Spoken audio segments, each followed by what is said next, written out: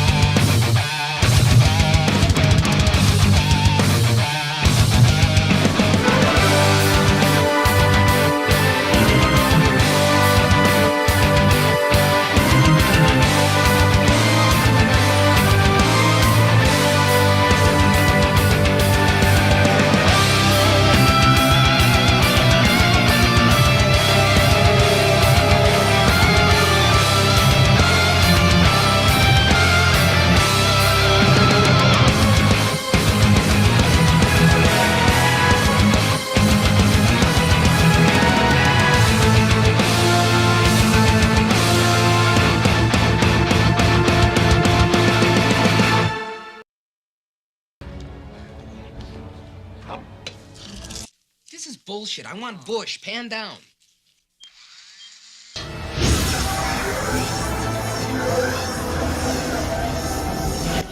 We've got Bush. Oh, hello, pie.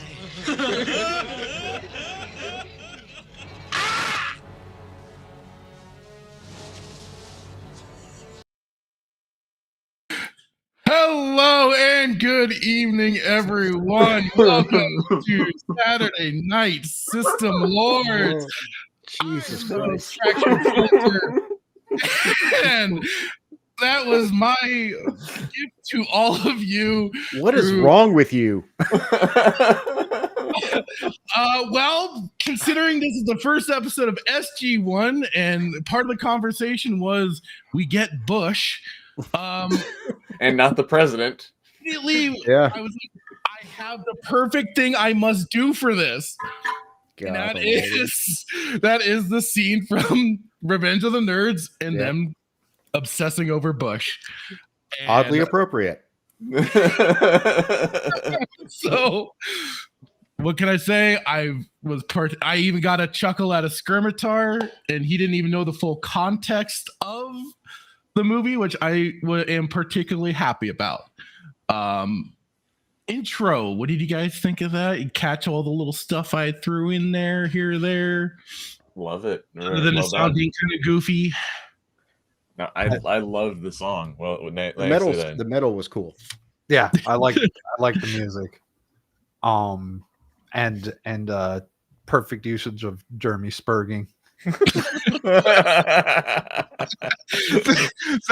I watched the scene again, I'm like, and I was kind of watching through it, and then that happens as the whole and he realizes he's gotten a Woody.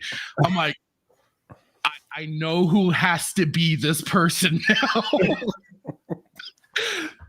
Oh, geez. You need to post that online. You need to. I plan to, but this was the debut. It will. Yes, that's how I was. Much work today went into that clip for 25 seconds of that.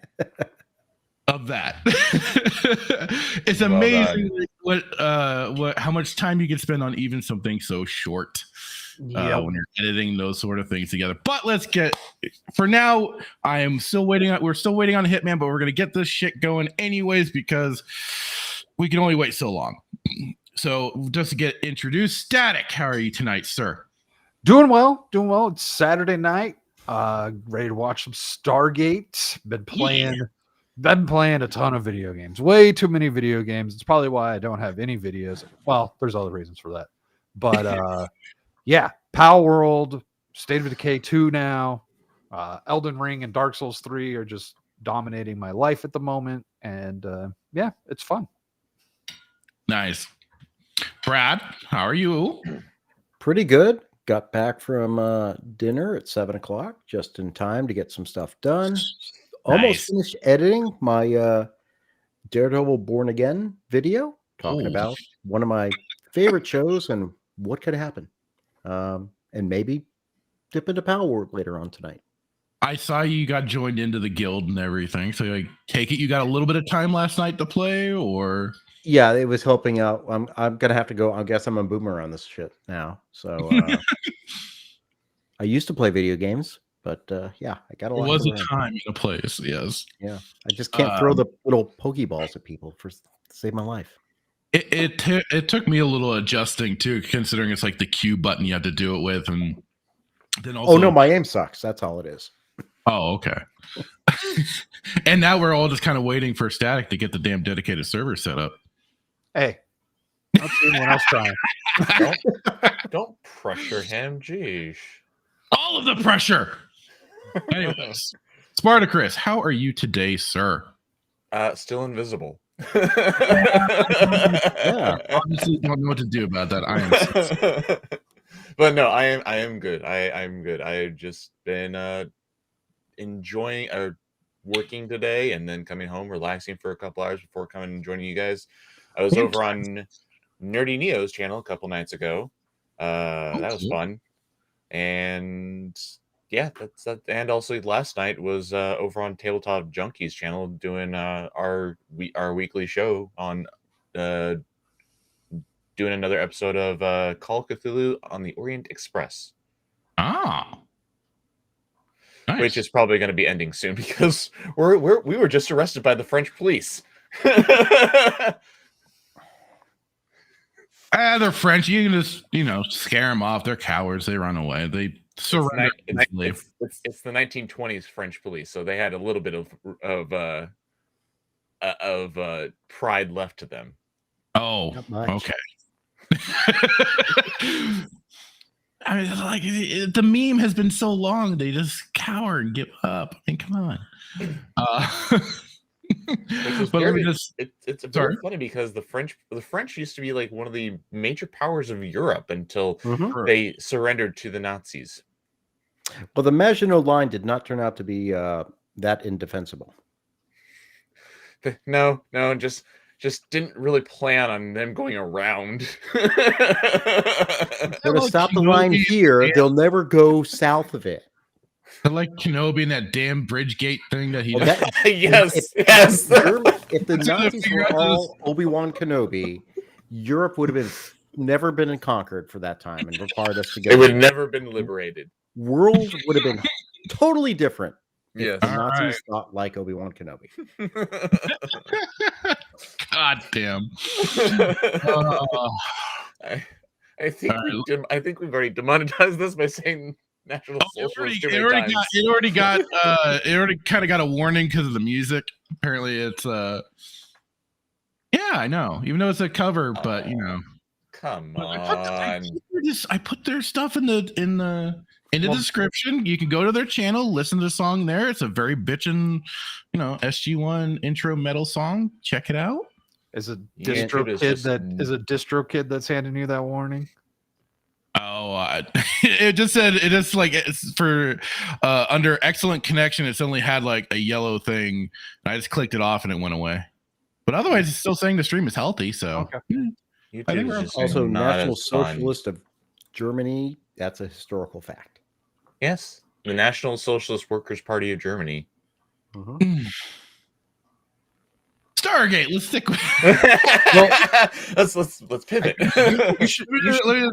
You should play another song real quick before we get into Stargate. What's that? That Star Wars one I sent in the DM room. Oh, yeah. I think this needs to go far and wide. and people need to see this if they haven't seen it. I have not seen this. I So I don't would remember. mind. Yeah, let me get it. Hang on. What is this? Like that. I think people will absolutely love this, no matter their taste in music.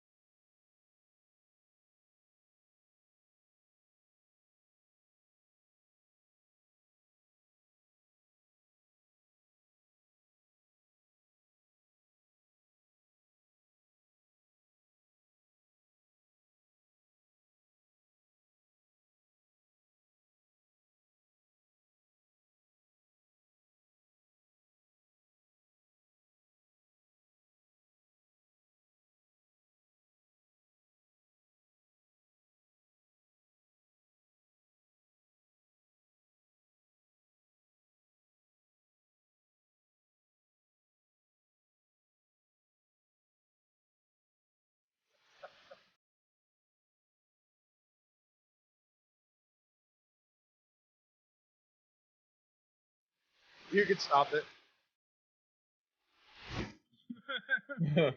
There's a brutal breakdown at the end. Everyone can go check out their channel. Is Marduk Knight? Marduk? I gotta find it. Lost Souls with a dash.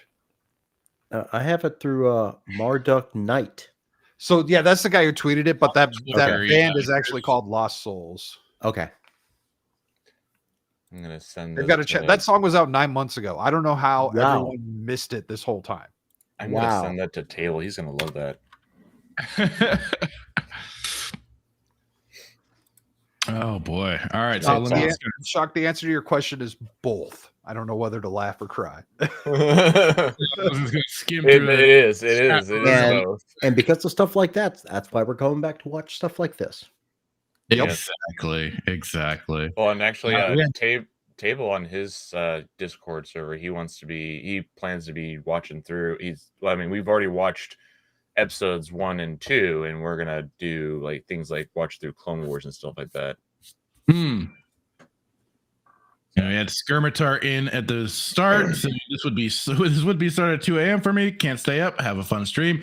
And he is a big thanks to me putting together those clips. He gave me a lot of helpful tips and tricks and stuff like that. And I kind of ran by some of especially the second one I did.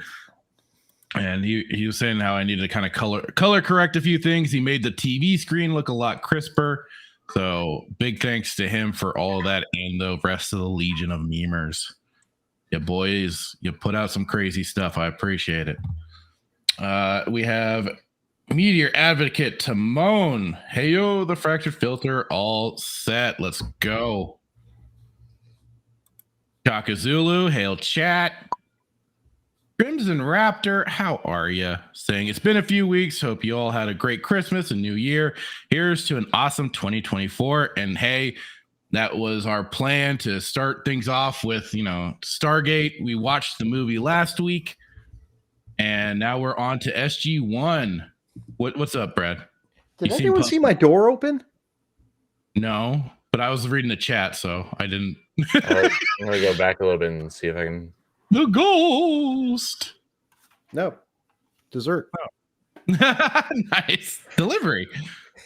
we were out at a pizza place. We got to cannolis to go, and Heather's like, "Put your cannoli on the shelf behind you." Nice. I didn't even see the door open. Got Paul Hadoken in the chat saying howdy to you. Thanks for showing up. No, your door didn't open. You're just crazy. Beard of Liberty is here for the bush. All right. Me too. Chiefster caught the MST stuff. Noise. Yep. What? You guys aren't voting Trump? You're voting for Bush? What the hell? Yep, Jeb's back. Jeb is back with a Saturday night vengeance. When everyone above Oh, no, 30 no. is home and there's nothing on TV or cable. No, actually, it's one of the daughters. All right, so here we go. Let's start getting it. Yeah, like you said, laugh or cry, both. I sent you something really freaky fractured on Twitter. Oh God. Where's Gay Hitman? I don't know. I thought with all the time we were taking to do all this shit, he would have popped in eventually. But no such luck yet. What the hell? I saw that. I'm just like, what on earth is this abomination? T-Rex is where? Okay, here, hang on. T-Rex has a hat. You play it and see what happens. The fedora. It's not just any T-Rex. It's Alan. Oh, What the hell is going on?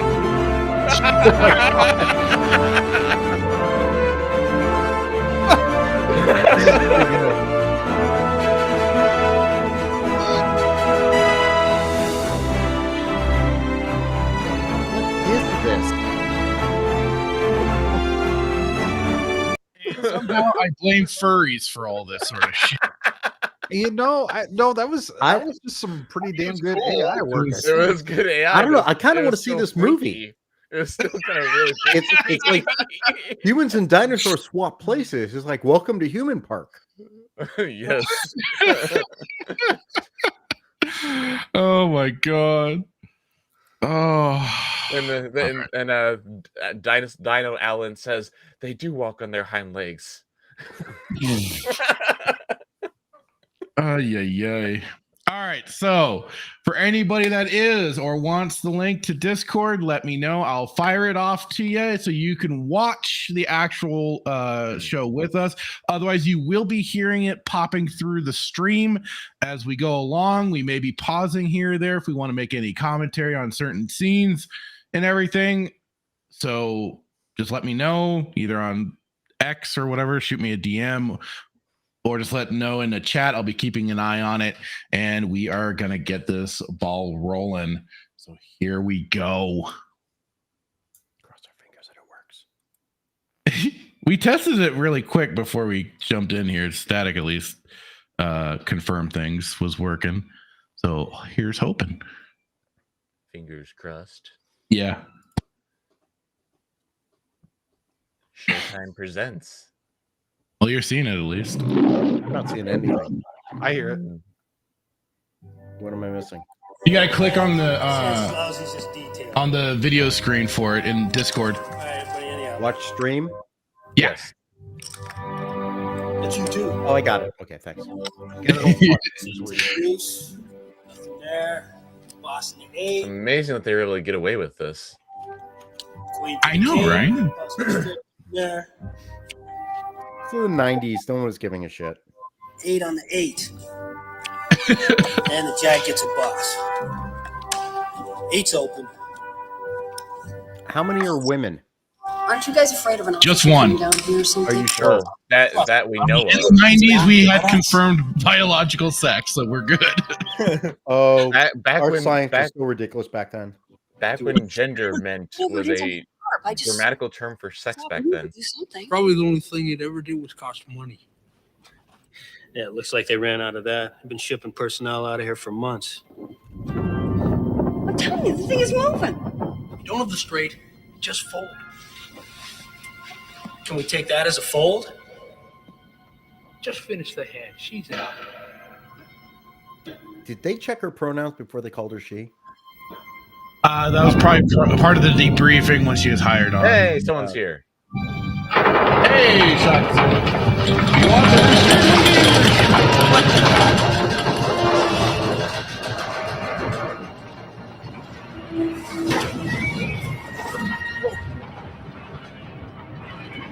Back when the Stargate shook the Earth when it was activating. Yeah. And Nerdy Neo's here. Yeah, you can't be a race He's watching. They came up with an explanation for why it stopped shaking. Yeah, they put In shock show. absorbers. Yeah. Isn't Bryan Cranston in one of these? I don't think so. I don't remember Cranston being. I'll take a look. Before he was Bryan Cranston. Well, yeah, but I don't remember him being in an episode. I'll double check.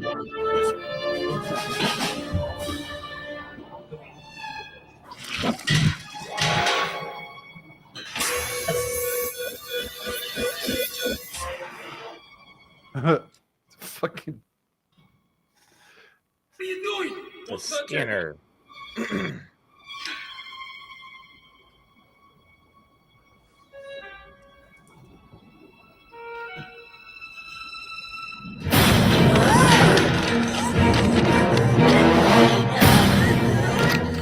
On fire!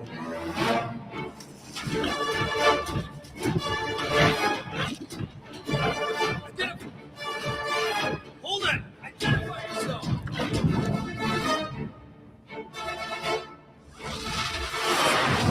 No, he wasn't. Gold. I'm not as fabulous as Rob, but I tried, damn it.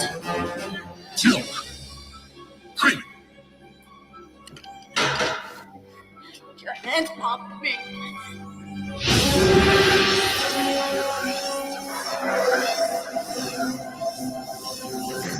Let her go! Thank God they changed that voice. So we never felt the brain this time. Looking back now, why is the System Lord on an away team? Wait, what again? Why is the System Lord basically on an away team? Oh, he's leading the charge. He's looking for a girlfriend. That's what Teal'c's there for. He's the first prime.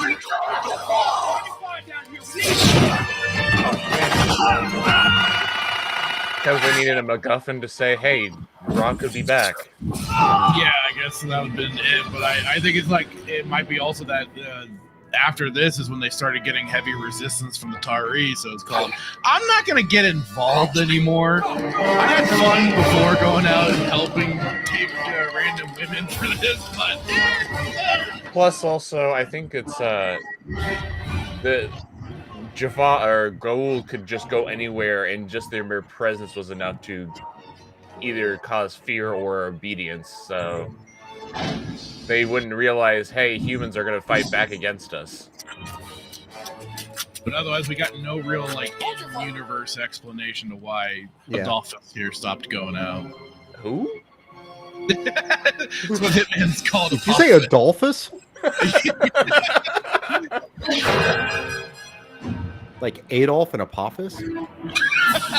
I can't explain Hitman's mispronunciation of characters' names, but that's what he came up with for Apophis. I mean, the one time that we get to speak to Apophis's host, I feel really sorry for the guy. Oh, yeah. Yeah, it's General Hammond. Yep. Hammond of Texas. Meteor Advocate Timon, because they are arrogant. When you do Hammond of Texas, you have to do it like Master Breakdeck. Well, Hammond of Texas. Yeah, I know. I did that to Hitman. He's like, what the hell is this? I'm like, you'll find out. Yeah. All in due time. All in due time.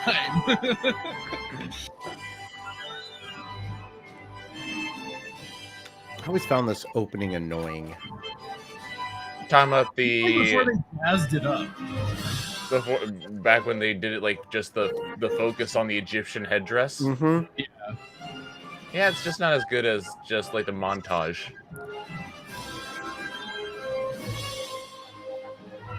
Well, it's just slow and you lose all attention. Well, I mean, it's a heck of a lot slower. It's a heck of a lot slower with the movie intro, because this is literally the movie intro.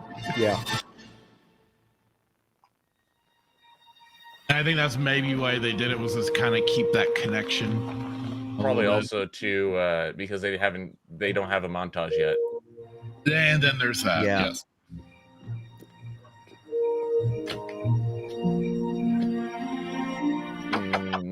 I've actually seen this episode, but it's been a long time. Did they find him about to blow his brains out too? Nope. No. No.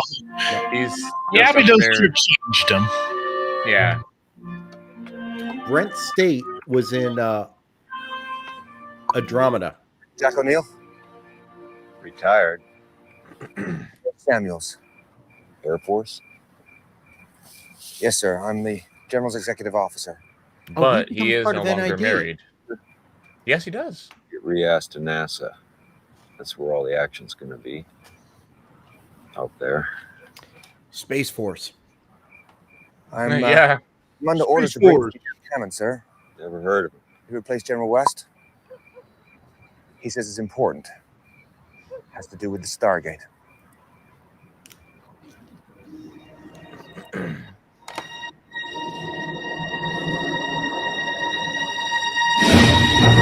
What are you talking about? We've totally buried that thing on Abydos. There should be no connection. There should be no reason why that thing's activated.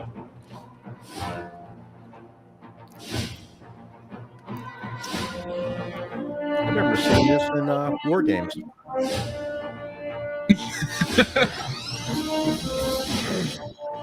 Tabletop was able to get the CTRPG of this, and so he's gonna be doing a gameplay of it.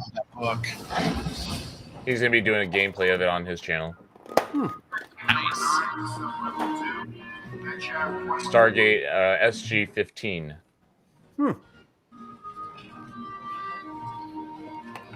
Like I dropped a comment. I'm like, my interest is peaked. I've been here before. Of course.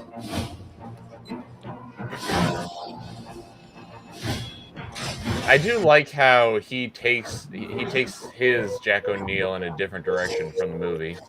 This way, sir. Yeah. I mean, you can already see it in right now. It's a bit different already. Doesn't this O'Neill have 2 L's? Yes. The other And one has one one movie L. had 1. Colonel Jack O'Neill. Retired. I can see that. Me, I'm on my last tour. Time to start getting my thoughts together. Maybe write a book. You ever think of writing a book about your exploits in the line of duty? I've thought about it, but then I'd have to shoot anyone that actually read it.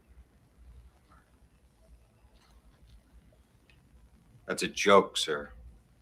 Most of my work the past 10 years was classified. Yes, of course. Thank God Hammond lines up. Something about the Stargate? I know. I can do that. This way.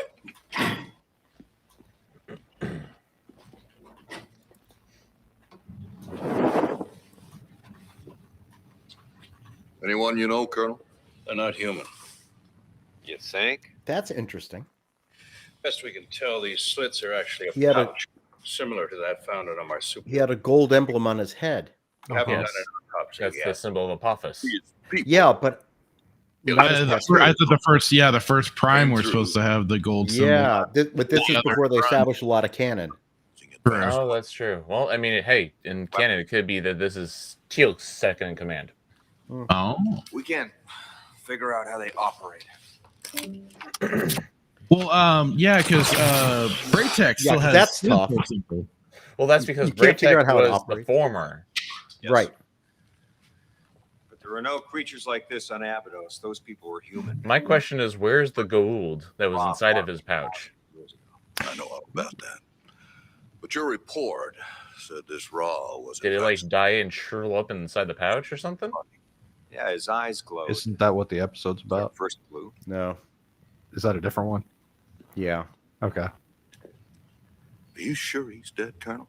Unless he could survive a tactical nuclear warhead blown up in his face. I'm positive. Why? No. People, whatever they are, guarding another man who retreated back through the Stargate. Got a good look at his eyes, Colonel. They glowed. What? How do you feel about the Stargate mission after all this time? Can't be telling the truth. It's a lie. It's been over years. That's not true. That's impossible. It is true. He is your father. Oh shit. It's Ferretti, and who's the other guy? Kowalski. Kowalski. Yes. Kowalski. Tell me about Daniel Jackson, Carl. And he's a better Oh, they get Kowalski rid of than French the movie Stewart. Kowalski.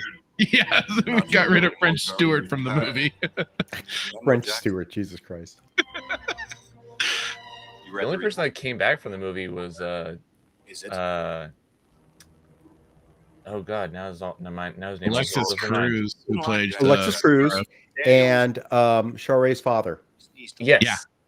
Though he doesn't make an appearance in this up until later, like the year later episode. He also saved my life on the way home from my Yeah, Meter Advocate Timon was also saying about the gould should have been there. According to the mission brief, your orders were to go through the Stargate to detect any possible threat to Earth, and if found, to detonate a nuclear device and destroy the gate on the other side. Well, I mean, technically they eliminated the threat, so Not right away. Ra's forces overpowered my team and took the weapon before I could arm it. But with Dr. Jackson's help, you eventually regained control and did, in fact, detonate the weapon, yes? Yes. Knowing what we know now with the nuke, Daniel take out a Jackson, Naquita Stargate. is dead, correct? say what now? Would That's a nuke correct. actually take out a Stargate if it's made of Naquita? Then you won't mind. I would say yeah. Go ahead on our If plan. if the nuke could overload the Stargate or something like that. This quartz material the Stargates are made of. No, I mean dropping a Stargate into a black hole doesn't destroy the wormhole. True, after we got back, sir, it was Yeah. flat on the other end. Obviously, The durability of the Stargate Stargate seemed to very fluctuate at times. Somehow it got unburied. Oh look, a bigger bomb. Just the American way. At first the small bomb doesn't work. Throw a bigger one. If at first you don't succeed, try again. Mark 5 With bigger boom. creatures Exactly. Jamie wants big boom. Hey, Professor Savage Dad saying, finally done lurking. Hail gents, been watching while I clean up. Love the opening. Thank you. Countdown's already started. Hey, Fracture, do you have a Unless you closed have captioning on this thing? Oh, I could pop on. We're talking too much, distracting him. No, I mean, if we're going to be chatting, I don't mind chatting, but to like follow along sometimes.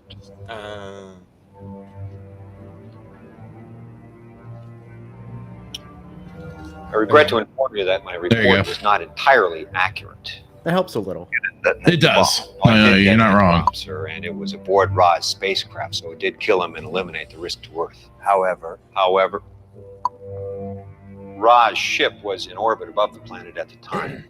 Neither the gate nor anything else on the planet was Also, at the time, Ra was a gray, not a symbiote. alive and living with the people on Abydos. You violated correct orders. Why? Because the people Semantics of here. Abydos That's not up to you. With all due respect, sir, if I'd come back here and reported the gate on the other side was still intact, we would have sent another bomb, just like you were about to. I mean, they didn't It wasn't see necessary Ra's to true let those people form, did die. they? The threat from Ra was gone. No, they didn't. The probe was sent through. It was crushed instantly. Only the bomb. And the After bomb we blew up shortly afterwards. Yeah. the My bomb's return or leading anybody us on. else's. Impossible. But The bomb Ra was had- so, think the bomb was so surprised that it blew up in his face. Think about this. Ra took that kid in ancient Egypt. So Ra was like 3,000 or 4,000 years old in that body. Not just ancient Egypt, but like prehistorian Egypt. Is that even right? Is that even work for what we know of the Gould now? Yes, because of the sarcophagus. They keep regenerating? I'm trying to remember. Yeah, the Sarcophagus. sarcophagus keeps regenerating their lifespan. Okay. That was what twisted them. Okay. That's why they became so. Yeah, that's why they became so twisted in the head, because of the sarcophagus alters your personality over time. That's right. I mean, I've literally watched the whole series like 3 or 4 times through the entire time, but So yeah, Well, that's a Ra lot of episodes to go through too.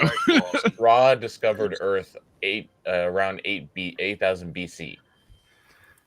So they're pissed off he didn't destroy the gate. Right.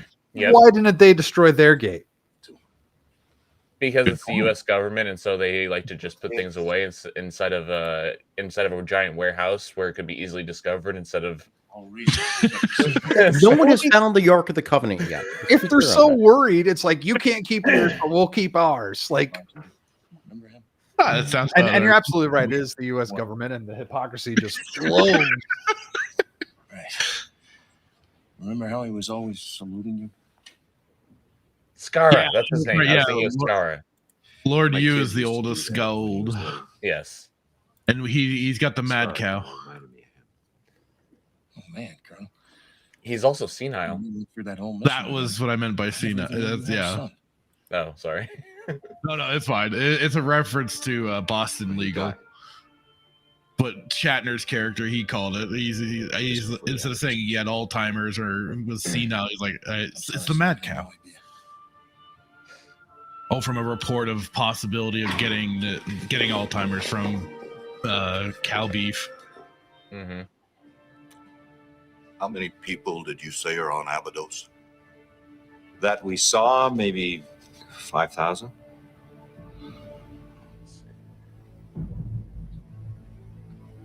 Does this mean you're reconsidering sending the bomb, sir? It means I'm open to suggestions. General, let me take a team through that gate.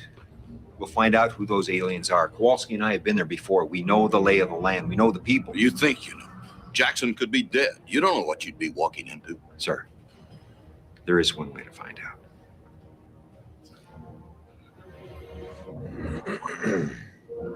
We'll have the prototype probe shipped from MIT. General, we don't need that probe. We don't.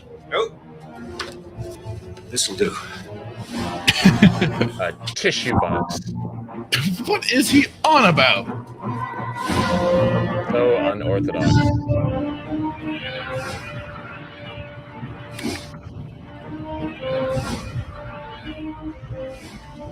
I'm trying to find out how old Raw is exactly. Here to explain I guess the main thing that was talked about Raw was that he was just powerful. 5 encoded. Jackson has allergies. This came from me and not from someone. With all due respect, sir, like yourself. So,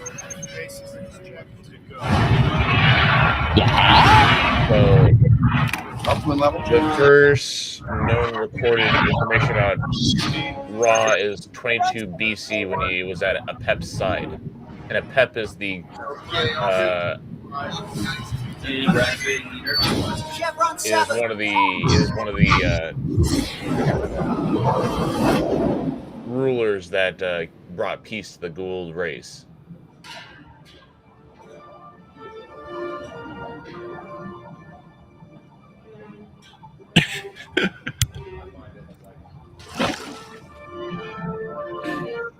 Meteor Advocate Simone, I'm trying to think how Stargate was.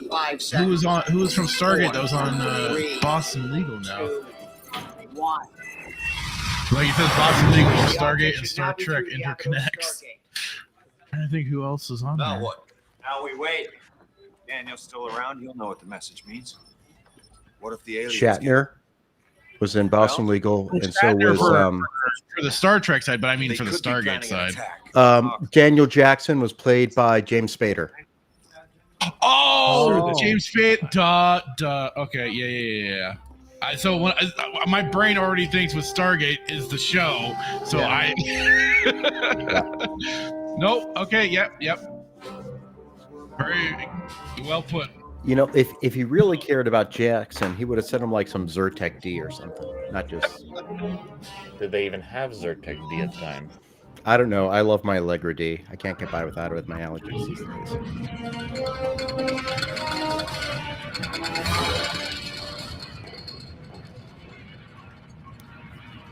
I'm trying to think. I know that Steven Crowder, he's been pushing this one nasal spray. He says which wonders, and actually said it helped for him and his crew during the spooky virus time.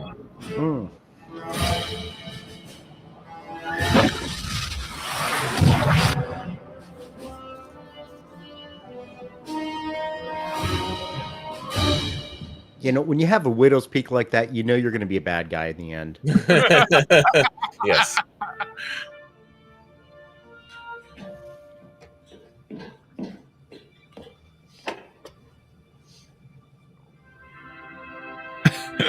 Hey, where did he get the marker?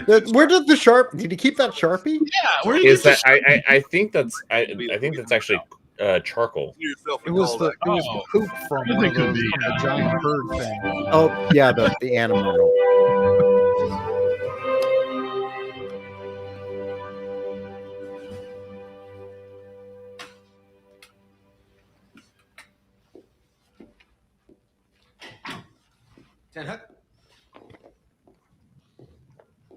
Gentlemen, take your seats. Where's Captain Carter? Just arriving, sir.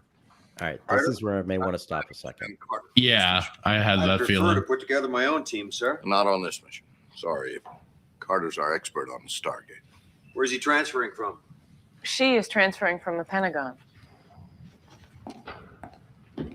Yes, you are. I take you, Colonel O'Neill. Captain Samantha Carter reporting, sir. But of course you go by Sam. You don't have to worry, Major. I played with dolls when I was a kid. G.I. Joe? Oh, Major Matt Mason. Oh. Who?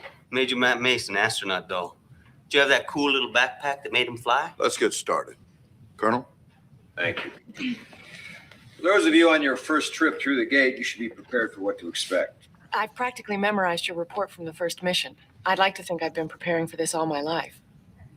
I think what the colonel is saying is, have you ever pulled out of a simulated bombing run in an F-16 at 8+ Gs? Yes. Well, it's way worse than that. By the time you get inside, you're frozen stiff, like you've just been through a blizzard. Naked. That's a result of the compression your molecules undergo during the millisecond required for reconstitution. Oh, here we go. Another science. General, please. Theoretical astrophysicist. Which means? Which means she is smarter than you are, Colonel. Especially in matters related to the Stargate.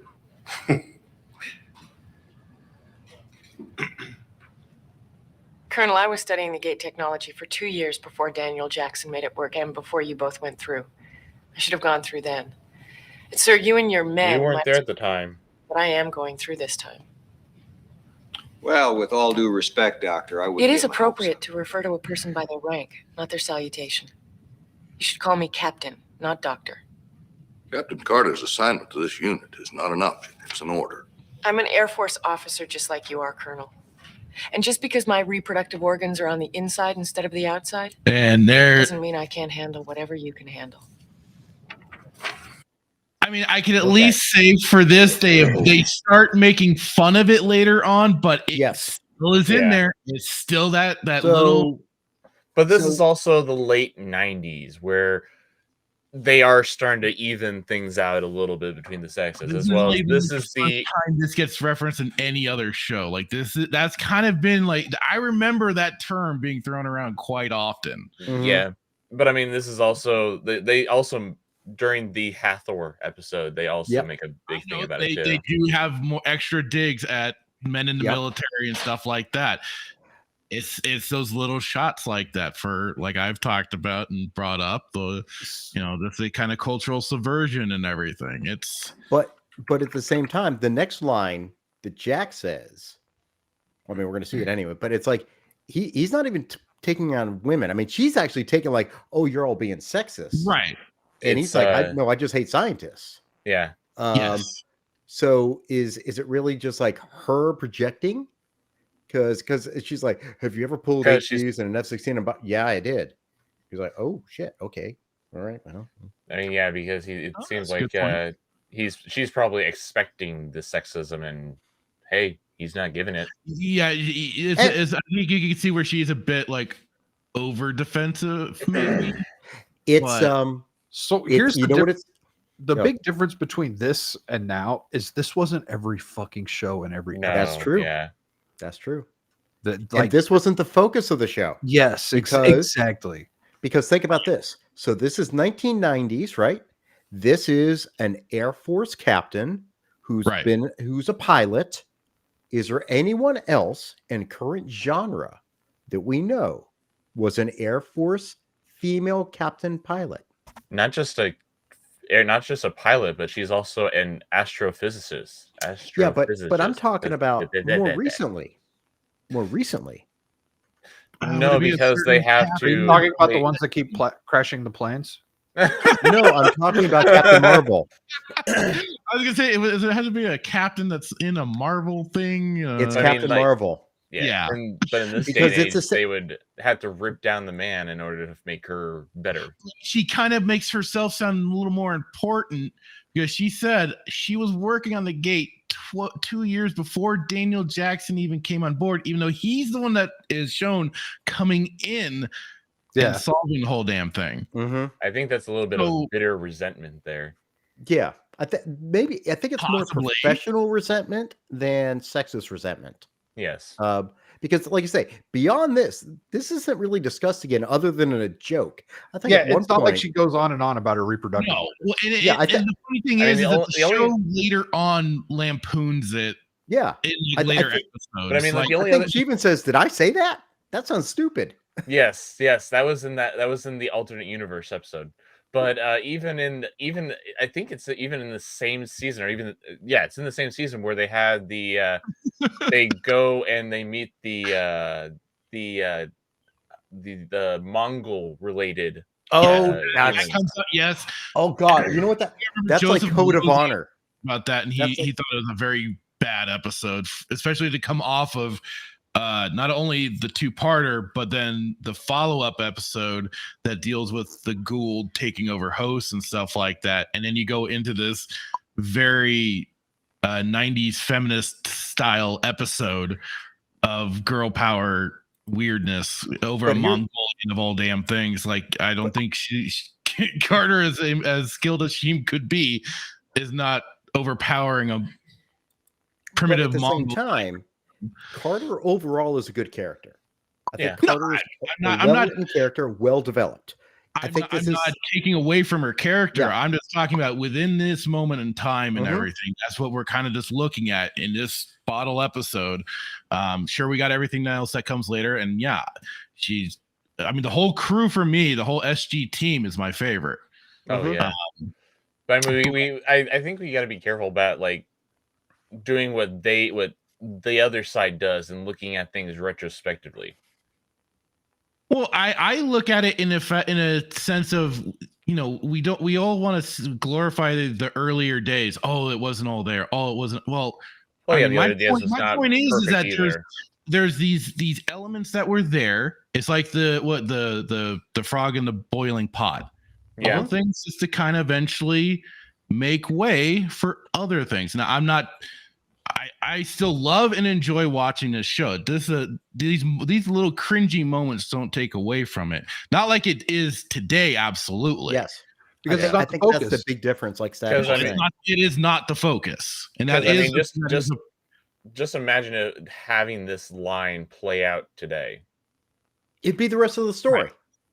Right. You don't watch the show. Yep. You stop. You turn it off, and you don't go forward. And that's actually why I wanted to point this out. You maybe turn on episode 2 to see if they do it again. And they would purposely make it to where Jack is sexist instead of just being annoyed with the scientist. And dumb. Or he kowtows even further to her in taking more abuse. And she would be constantly I'm so abused being a woman. Why aren't you she would be constantly being complimented by everyone. Oh, you're so badass. Like all that kind of stuff. If anything, it's a stupid throwaway line because clearly she feels slighted. But then later on, the character proves that she's competent, she's a leader, and that's the way stories develop. And the reason I wanted to point this out is, like you're saying, it'd be done totally differently today. The focus of everything would be Sam Carter being better than everyone. Look, she's a great scientist. We got that, right? Jack is the leader. Jack's got great leadership skills. Teal'c is a freaking muscle. Let's just put this like Trek, right? Okay, so he's like the Mr. T of the group. Right. He's Mr. Worf, right? So so Jack is Picard or Kirk. Daniel Jackson's archaeologist. McCoy. Yeah. Daniel Jackson's kind of like the archaeologist, the philosophical mind of the group. The pacifist. Yes. I wouldn't say he's a pacifist, because I mean he's done plenty of. Well, he started as a pacifist. I think he changed given what he saw. Actually, I think Sam would be a little more Spock. I wouldn't say that I wouldn't say even that. It's just that it wasn't that he was a pacifist. It was more so that he just never handled the gun. Mm-hmm. And then as time went on, he became more gun aware. He realized he had to have different skills. Yes. Yeah, I would say, yeah. Because I mean, if he's going off onto other worlds, he's gonna be able to have to defend himself. That is, your advocate Simone also puts it. Daniel is the heart of the group. That's why I said that he's kind of the philosophical minded of the group. He's a little bit of McCoy going to the Trek Triumvirate. So if you have the id, Kirk is the leader, Spock is logic, and McCoy's the heart. And I mean, remember what happens in the Land of Shadows episode, where he is the one person that goes up and tries to save the girl from the degenerated cavemen. Oh yeah. I was like, wait, which one is Land of Shadows? Okay, yeah, it's the one with the weird. The Land of Shadows and Land of Light. Yeah. I remember. Oh, when they all go like Neanderthal. Yeah, they all go primitive man. Yeah. Yeah, like Beard of Liberty also said, very cringe line, but yeah, they do make fun of it later on. And I mean, the funny thing is too, like even as time progresses, even though they like Hammond said she's smarter than you are, they allude later on in later episodes that Jack is a lot smarter than he lets on for people to, and he does. Yeah. He plays on this sort of dumb guy thing, but that's how he kind of keeps everybody in line and leading and stuff like that. So. And also, he's able to do one thing that Sam can never do: P standing up. Well, that too. Damn it! But I mean, like, okay. But I mean, there's one thing about. There's a couple things you can't do. There's one thing that's special about Jack O'Neill that is to his genetic code. Ancient. Yes. The ancient code and being able to interact with the ancient technology. Activate the ZPMs. Yep. We're about to see. Well, anyone can activate the ZPM. It's just that Jack is the only person that can manipulate ancient technology. That's true. Use the chairs and stuff like that. That's right. Well, someone else can. Someone on Atlantis can. Shepard can. That's right. Yeah. And if you go off of the I don't know if they've ever actually 100% confirmed. Beckett could too. Yes, Dr. Beckett could too. I don't know if they've ever 100% confirmed it or not, but there is that little tiny joke about who is. Well, I'll save it for later, or I'll save it for off screen or something like that. All right, I'll type it into the chat. Anyway, the reason I wanted to point that out is because I think it's really an interesting difference how this is treated. It is a cringy line. We all know it's a cringy line, but how it's a throwaway line as opposed to becoming the focus of the entire episode. Right. Compared to what we do today. That's we're the gonna point. See her. We're going to see her interact positively with Daniel. Yep. They really meld together on trying to figure out the gates and the locations and stuff like that. It's much of the dynamic, more of cooperativeness, working together, not this combative one better over the other sort of nonsense. So no, definitely. And apparently Real Wade Nation Gaming says, I blame me falling on ice by Kyle Katarn. Okay. I mean, I'll take the blame. But, you guys missed the analogy with going with Star Trek. I get trying to keep it in sci-fi, but you should have went with the Ninja Turtles. Ninja Turtles. What am I missing? What? Well, you were saying what's his face was Kirk or Picard, and then Teal'c was Worf, but Teal'c was really Raphael. Oh, Jackson was Michelangelo. Leonardo. Leo would be Picard. We did mention Beckett. God damn it, I can't think of the character's name. Richard Dean Anderson would be Leonardo. Hey, Table. Yeah. And then Donatello is the unfortunate Karen-looking chick now. But yeah, I posted in the private chat what I was talking about. I earlier saw about. that. Yeah, that's I don't know if they've actually that's 100%. complicated. I don't know if they've actually like confirmed that or not, but like they did kind of played around. They did kind of like, I don't know if it was just a joke or if it was 100% true. I don't know. It's been so long since I've watched seasons 9 and 10. I don't recall. But wasn't he her grandfather at one point No. in the Ark of Truth? You're talking about in Continuum. Yeah, because the Continuum or Ark of Truth, I forget. It's Continuum. The last one. Okay. Yeah, when they finally defeated Baal. The Ori. No, Continuum is when they defeated Baal. That's right. That was the Ark of Truth. They defeated the Ori. Yes. God, But I think that's the one where they were kind of like, is this true or not? All right. Oh, this has nothing to do with you being a woman. I like women. I've just got a little problem with scientists. Colonel, I logged over 100 hours in enemy airspace during the Gulf War. Is that tough enough for you? Or are we going to have to arm wrestle? Arm wrestle. Yes. Yes. You got to make sure you put on the trucker hat and you turn it around and become truck. But I still say the safest. I just see this little exchange here as like an icebreaker. Just like the ancient Egyptians did. Make it impossible for the aliens to return. It's the only way to eliminate the threat. Except it won't work. It worked before. They know what we are now. They know how far we've come. We're a threat to them. They've got ships. Rawhead 1 is Duke Devil, I did send you a link to the nasal spray I told you about. Stargate to get here. They can do it the old-fashioned way. Now, with all due respect, Mr. Glass is half empty over here. Don't you think maybe we should use the Stargate to do a little reconnaissance before they decide to come back? Again. Again. Do that, they'll come in a ship. I'll give you exactly 24 Yeah, hours. the old tabletop junkies, the old will they, won't they? Jack and Carter had the unspoken moments below, but never did. Assume the worst. They may have. I mean, there was that really chilly episode. Yes. I think at the end it's hinted that they're kind of together. Unofficially. Yeah. Trying to follow orders. As long as the military doesn't ask, they won't tell. Bring Daniel Jackson back. Is that clear? Yes, sir. Bring Daniel Jackson back against his will now? But we have Kleenex. Oh, fair. That's how they'll lure him. It'll be like luring a Pokemon. You just lure him. Yeah, they're just gonna like put Kleenex on a fishing pole.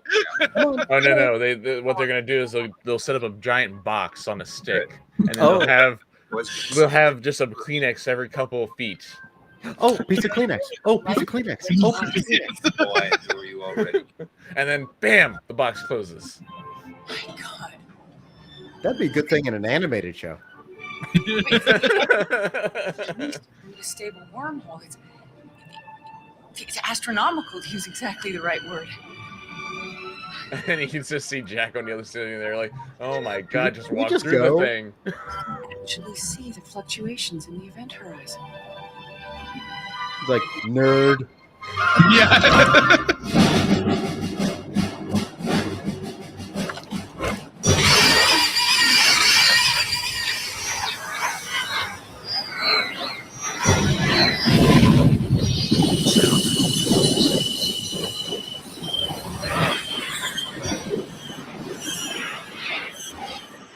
Back to the wormhole again.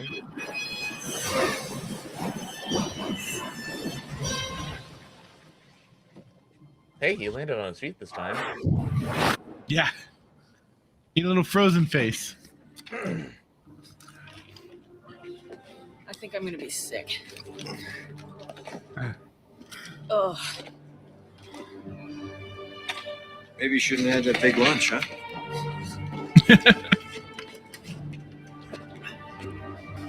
I'm kind of curious as to how they got the Stargate up to that tiny door. Child labor. The best kind. Yeah. Aren't you playing Pal World? We've all seen the latest. Yeah, we're already putting together a lot. Oh my God, it's like Afghanistan. They left all the weapons. Johnny! Oh, damn it. Lower your guns. Seriously, that's a lot of guns to leave behind. I know, right? I don't even think they brought that many in the movie. Tabletop Junkie says it's like Cheers. The show's over once they make it official because the military has dating protocols. Yep. That's why they then just started teasing. I was watching a video that they're saying it was gonna be a part of a focus. Was the will they, won't they? And then he says, I may have the room shot for when I run my Stargate TTRPG adventure for 5E. Is that going to be 5th edition D&D with Stargate? Daniel, how you doing? The curiosities are there. Much better. It's I see everybody's not okay. exactly D&D, but it is a particular like source book. It's 5th edition rules, basically. I do believe so, yes. Table's a lot better knowledgeable about that. I just started picking up tabletop just within the last couple months.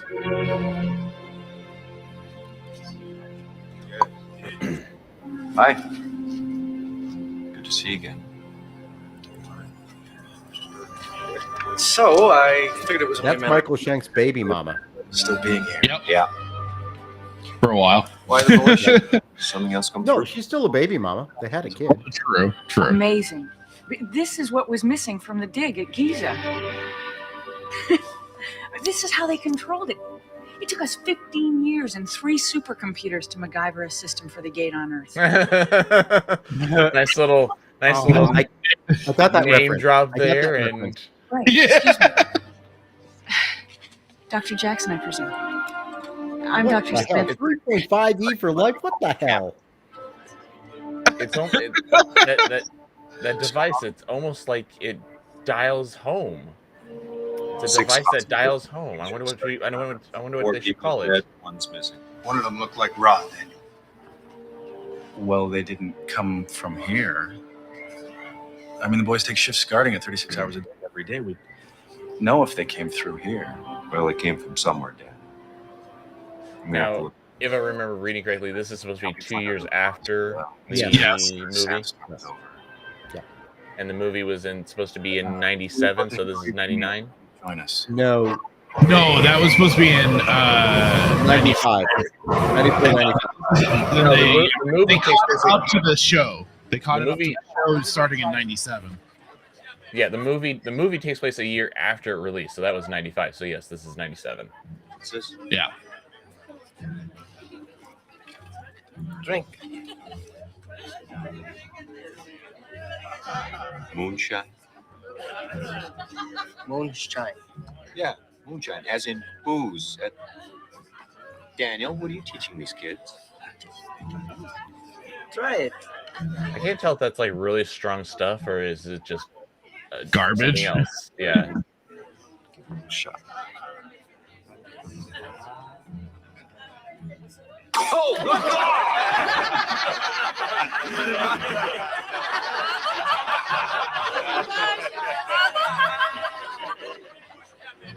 Smooth.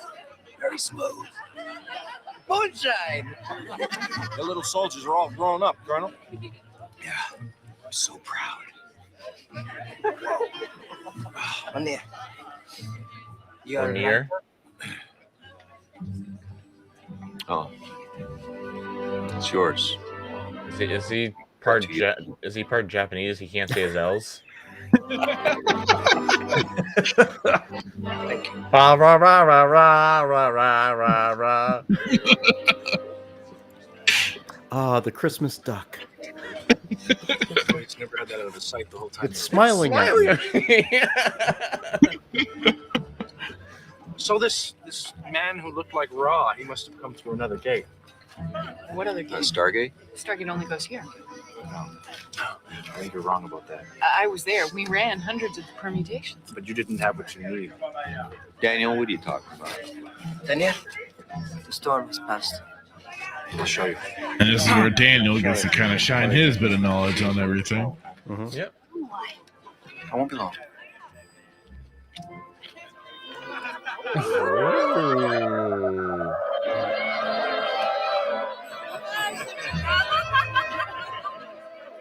Did it all for the Navy. Laughing old woman. Goodbye, my Daniel. And Daniel's like, this is my wife. What I was have I to remind doing? myself that. It's. I feel it's like, does this happen every day? Right?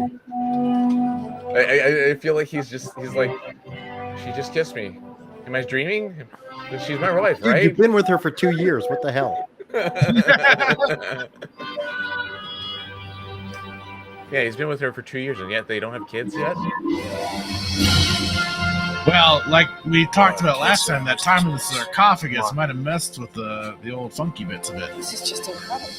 They both were in the sarcophagus. I know. That's what I'm saying. But don't forget, a certain someone in I know. has like,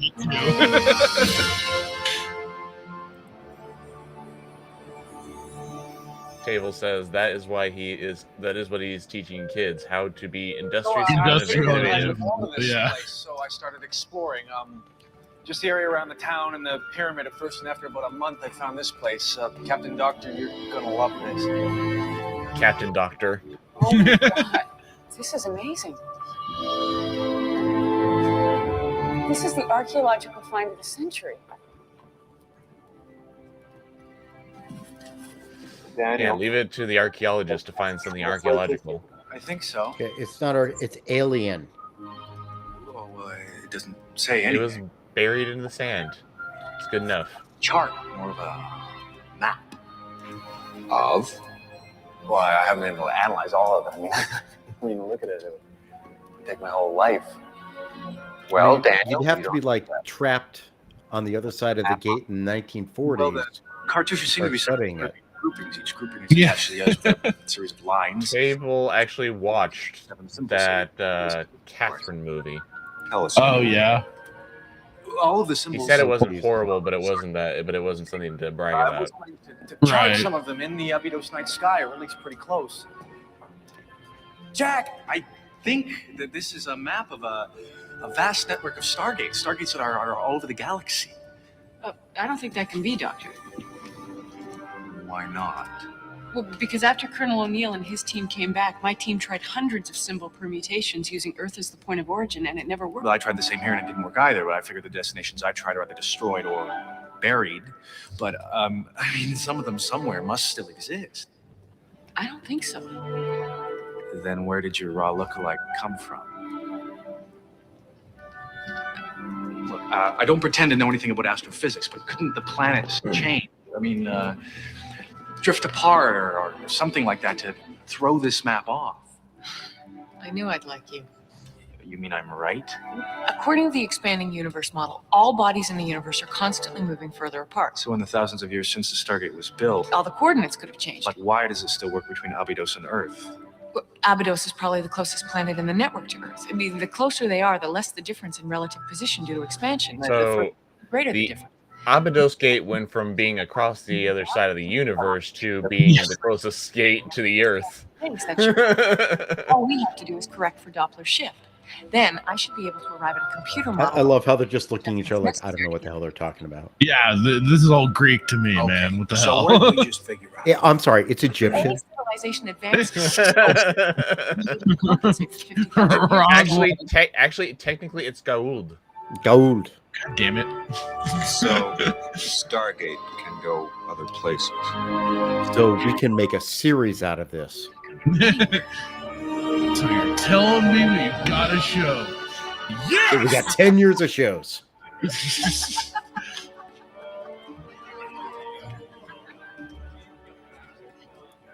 Man, you gotta get Which Daniel Shinray do you like more, this one or the movie one?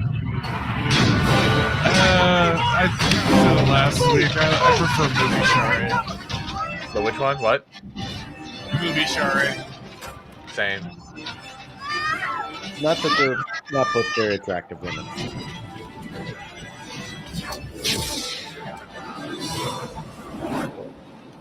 having the movie playing at the same time as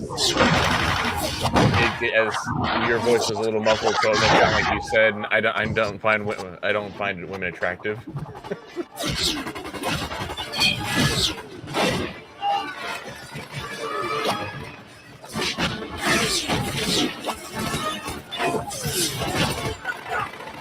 It's quite a coincidence that Apophis came to Abydos. Hey, he's going around. He's pillaging his former rival's territory.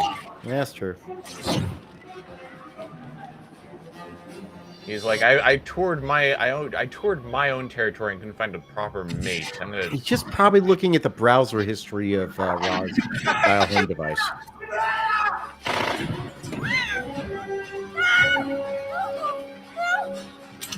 Ra died at this world. Maybe there's a strong woman that I could take there.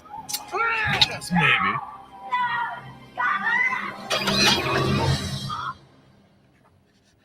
This is not your weapon. Where did you get it? He's got spirit. Yes, he does. Good choice, Duke. Perfect specimen.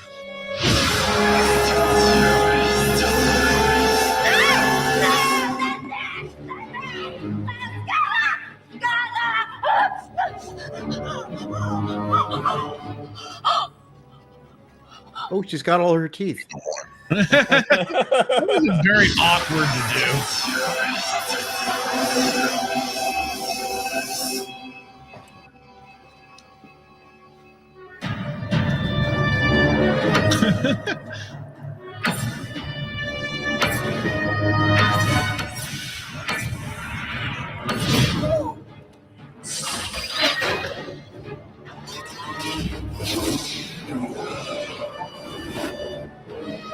Yeah, Tabletop Turkey says Apophis is like, Ra is gone. Now I am taking his territory. System lords do fight over territory when other one dies. Yeah, that was the thing with Ra, created a big power vacuum for everyone to start sniping and fighting at each other. Yeah, I mean, yeah, you lose basically the literal emperor of the galaxy. All of his lessers are going to be scrounging around for the upper hand. It's just like what happened when Biden got elected. Oh. Nerdy Neo says it was a good point. Abydos was across the universe. Yeah. You're closest in the network. I'm looking at Tabletop's comment, and I got issues with that statement. What's going on? Which one? I don't disagree, Chris Judge, as too. It's awesome. Just that sequence, interesting. That's another one I want to talk about.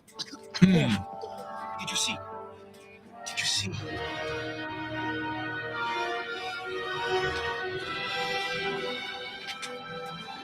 Do you see how bloody this is, guys?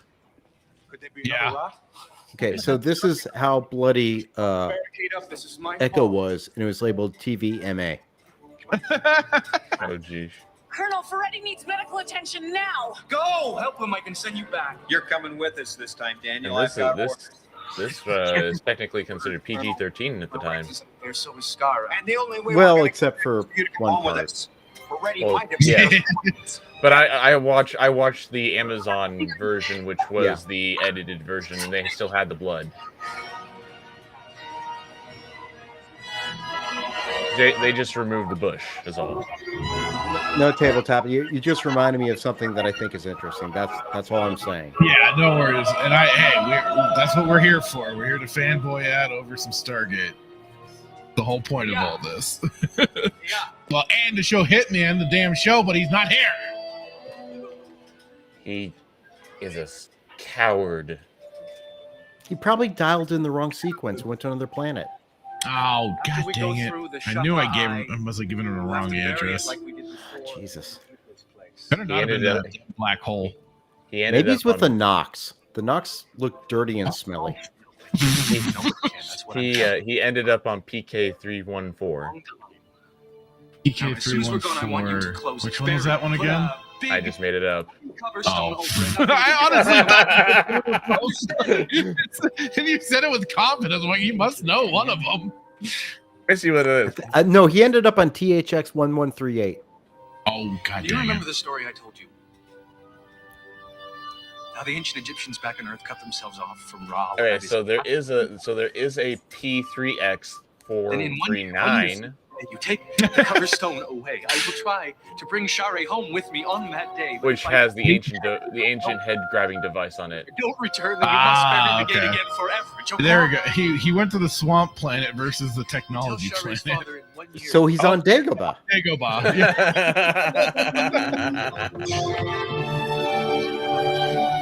The starship crashed. Wrong in the gate water. address. You have dialed.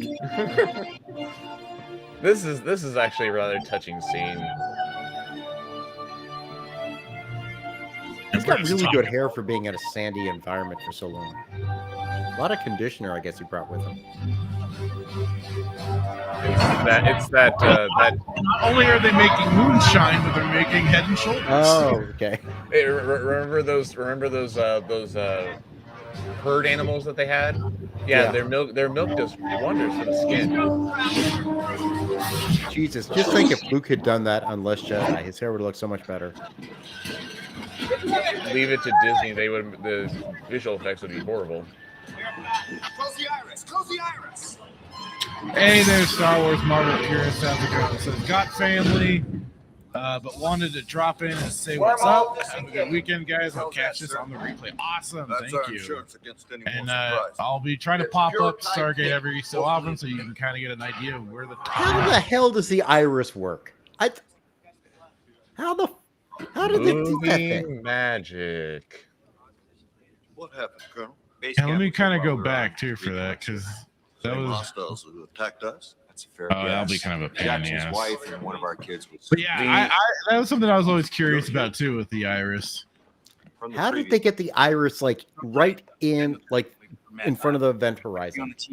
It's supposed to be like just like micro inches above the event horizon that it doesn't allow matter to reassemble itself yet.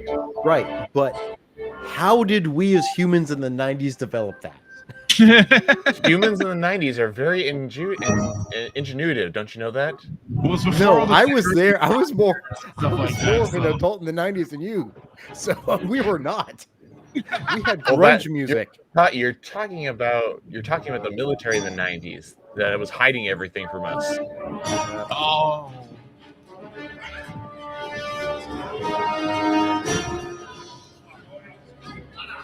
Sherlock, her.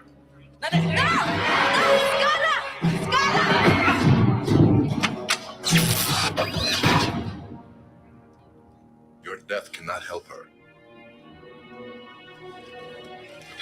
I'm not afraid of you!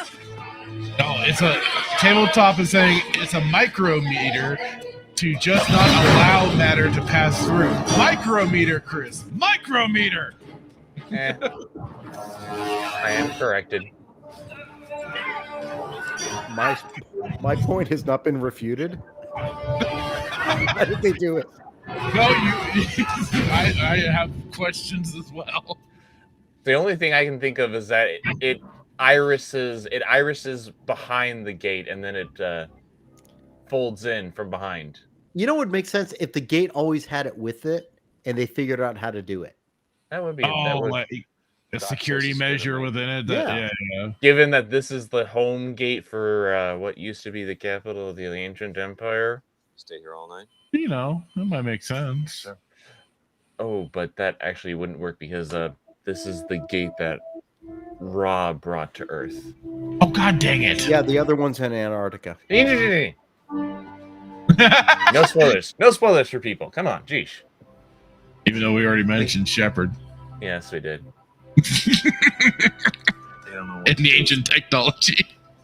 And Jack O'Neill can use ancient technology. Yeah. In which case, if this is in every Stargate, the Gould have just been screwing up for a long time. I think spoilers expire after at least 15 years. Sure. Yeah, no, you're not wrong.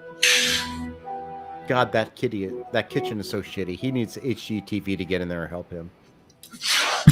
He needs Pure Eye for the straight guy. Gate travel always seems to. Oh God, I forgot about that. Jesus Christ. But it's a very 90s home. Sorry. Yeah. You were saying. Anyway, as soon as you're gone, they realized. And we get to see it again when Daniel Jackson's killed for the taking. Again. Spoilers. The first time. Yeah. The first time. Or actually, it'd be the second time technically. So what is My God, they medals? killed Daniel. Embarrassing. You bastards. So I see a Purple Heart. Is that a medal? That's not a Medal of Honor, I don't think. No, that's not a Medal of Honor. So what? Right, the one. The right one next to the beer. Yeah. That is not a Medal of Honor because the ribbon on the Medal of Honor is blue and has stars on it. So is that maybe it's a bronze star? I know I saw the Purple Heart next to it. And he's got a bunch of star medals up top. Yeah. It's interesting. Yes, it is a bronze star. It's the opposite of everyone else. She practically fell on the floor laughing every time I tried to do some chore they all took. I just looked it up. It is a bronze star. Grinding your feta flour. I mean, have you ever tried to grind your own flour? I'm trying to kick the flour thing. Yeah, too many glutens. This is going straight to my head. Hal, you've been drinking Scar's moonshine. What time is it anyway? I must have a gate lag or something. Daniel, for crying out loud, you've had one beer. Cheaper date than my wife. Yeah, they've been saying homemade bread is a lot better for you than the grocery stuff that you buy. Probably because of all the preservatives in it. Hey, let's after I came back from Abydos the first time, she already left. Sorry, what was that, Brad? Let's remember what Jack's wife looks like in this show. I'm sorry, who she looks like. She forgave me. For Yeah, I couldn't forget. They get to lay on a little more for the show, doesn't it? Mm-hmm. The opposite. I'll never forgive. Jack has a type. Mm-hmm. But sometimes I can forget. You mean a blonde? I'll go. Yeah, it's Apollo. Well, except for that one planet where they all fell asleep. That was because she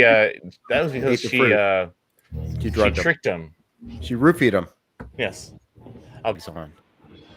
Yeah, of all the things they left on, I think it's like to still signify that. Oh, that's the military woman they took earlier.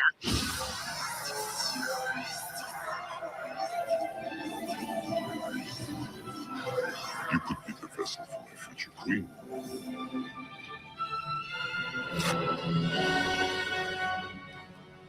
Yes.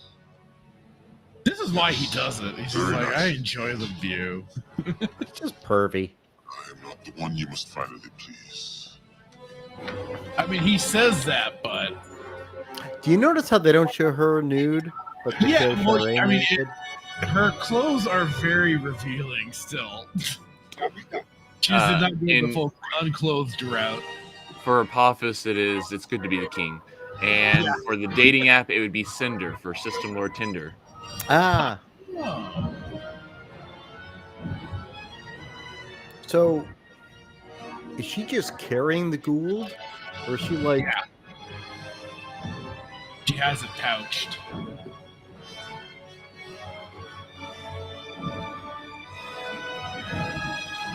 So she's a Jaffa.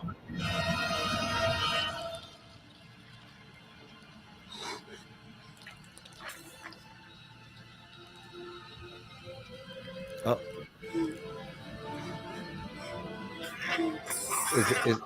Is Gould gonna swipe left or right? Oh, swiped right. We ain't going for it. Oh no.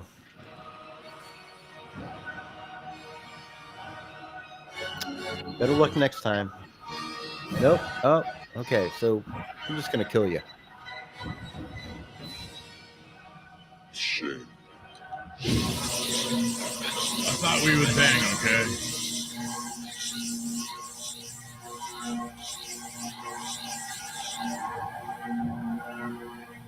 Man, a lot less traumatic for her than it was for Jackson in the movie. Damn. So I guess we're supposed to get the idea that Hyuko's upset by his look here. I mean, it's so, kind of hard to tell. Yeah, that's going to be my point later on. Yeah, we know who General Hammond is. You don't have to announce him. Classified as SCI. He has slight facial tics, but it's like you have to really see his face up close to notice anything going on. And you don't know if it's just that he's sleepy or if he's just still kind of drunk, because Christopher Judge apparently liked the party. Then who's coming through the Stargate? Gods. What? Not as in God. Ra played a god, the sun god. He borrowed the religion and culture of the ancient Egyptians he brought through the gate, and then he used it to enslave them. You see, he wanted the people of Abydos to believe that he was the only one. So you're saying Ra's not the last of his race after all? Maybe he's got a brother Ray. That's what we need. Wait a minute. The legend goes, Ra's race was dying. He survived by taking over the body of his human host, an Egyptian boy. But who's to say more of his kind couldn't do the same thing? I mean, it could have happened anytime, anywhere there's a gate. I mean, this could be happening right now. Colonel, you've had the most experience in fighting this hostile, assuming you have to defend yourself in the field. Are you up to it? We beat him once. I'll take that as maybe. Captain Carter, you're confident that the Stargate will take us where we want to go with this new information? Well, they're feeding the revised coordinates into the targeting computer right now. It'll take time to calculate, but it should spit out 2 or 3 destinations a month. People, let's not fool ourselves here. This thing is both vast and dangerous, and we are so far over our heads we can barely see daylight. We would all be much better off if the Stargate had been left in the ground.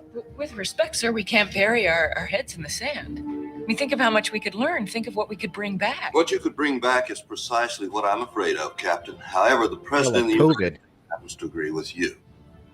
In the event your theories pan out, he has ordered the formation of 9 teams whose duties will be to perform reconnaissance, determine threats, and if possible, to make peaceful contact with the peoples of these worlds. Now, these teams will operate on a covert top We're secret setting basis. up for No the one show, will know baby. of their We got existence approval. Except the President and the Joint Chiefs. Colonel O'Neill. All right, so we got to give Clinton credit for this. SG-1. The team will consist of yourself, Captain Wait, what? Carter, and me. You have to give Clinton credit. We need you to work as a consultant with the other SG teams from here. Your expertise in ancient cultures and languages are far too valuable. No. Look, I mean, I know this is your decision, but I really have to be on their team. Oh, okay. My wife is out there, General. I need to go. And that's why you shouldn't go, because you're emotionally I'll take that into consideration. Major Kowalski, you will head SG-2. I will. Colonel O'Neill keeps telling me it's about time you had a command. I had a moment of weakness. Brady's conscious, sir. Dismissed. Jack don't give a fuck. He's out of there. I'll take over. Thanks.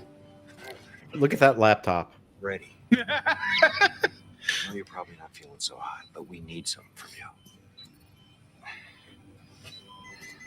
Looks like he's way ahead of you, Colonel.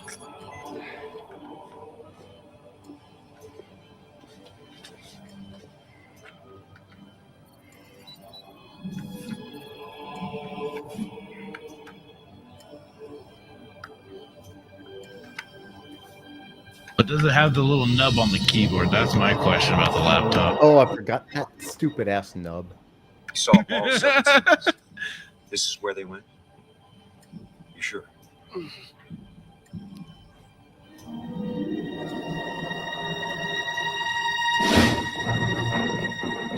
Colonel, I'd like to remind you that rescuing Dr. Jackson's wife is a secondary objective. In the event you fail to notify base camp within 24 hours, SG-2 will scrub the mission and return without you. You're so Understood. grumpy. Not gonna happen, Colonel. SG-2 won't leave without you.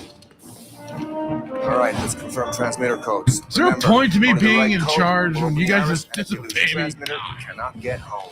Understood, sir. He's not in charge. He's a major. He's just repeating the general's orders. SG-1. Remember, he's a Weasley person. He goes off to NID. That's right. The NID. Yeah. Transmitter codes will be logged Remember, out. Q is with the NID as well. The iris will be sealed from Yes, that's At true. that point, there will be no return. Is that I always understood? mainly remember Mayborn. Let's move out. I liked Mayborn. Mayborn was a fun He character. turned out to be fun. Like him and Jack ended up having a fun Kinda wish I was going with you. Banter. Yeah, banter, kind of weird, like eventual friendship in a weird way.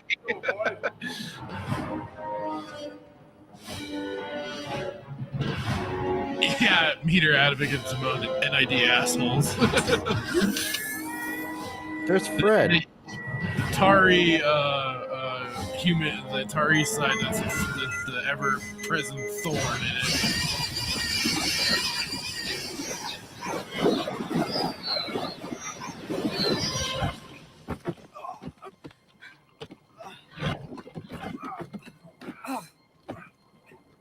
You can see somebody didn't want to fully commit to rolling down those steps.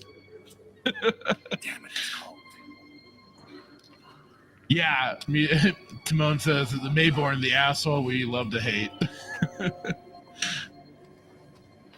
But what's funny too, Okay, so people, was let's get why am I forgetting his name now? Rodney McKay. Oh yeah. But then once he went off to Atlantis, became like one of my favorite fucking characters. I was like, I was not expecting that. how did they solve the problem with like going through the gate and tumbling? They did that at some point. Soon after. You should have been sitting alone, Shinray. Yeah, you made it obvious. Yep. It must be some sort of ceremonial place. The gate has to be an integral part of their. Why you hide among the pack? Damn it! Yeah. This place was built for worshipers. Oh, well, let's just try to be out of here before the worship bees show up, huh? You figure out yet how to align this gate to get back home? Yeah, the device is the same as on Abydos. This symbol represents You a... briefed Kowalski's team yet? Yes, the symbol Good represents job.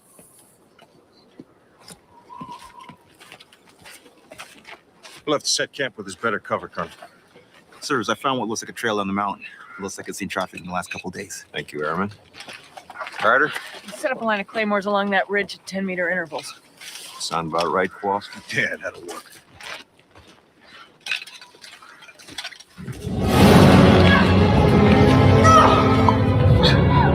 Here you go. Komodo's all over it. He knew what was coming.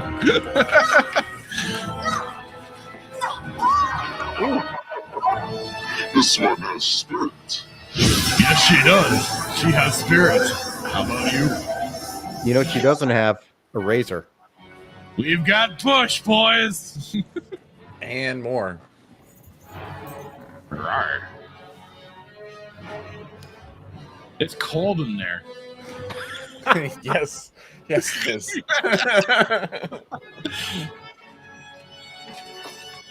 This is about the time that when I was watching with my mother, she's like, look away now.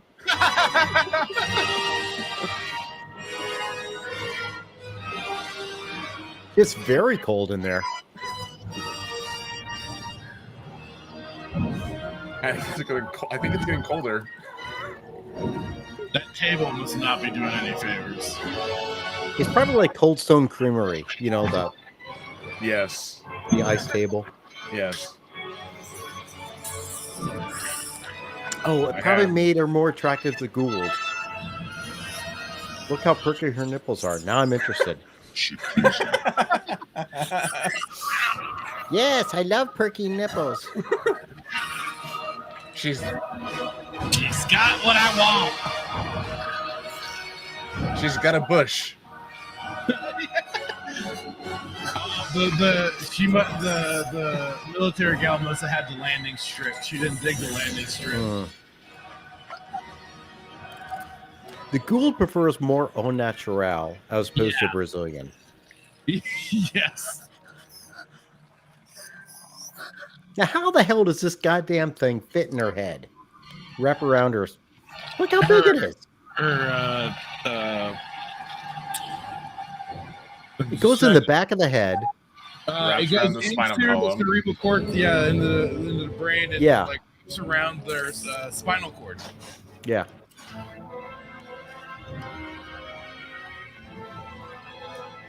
And it does it so quickly too.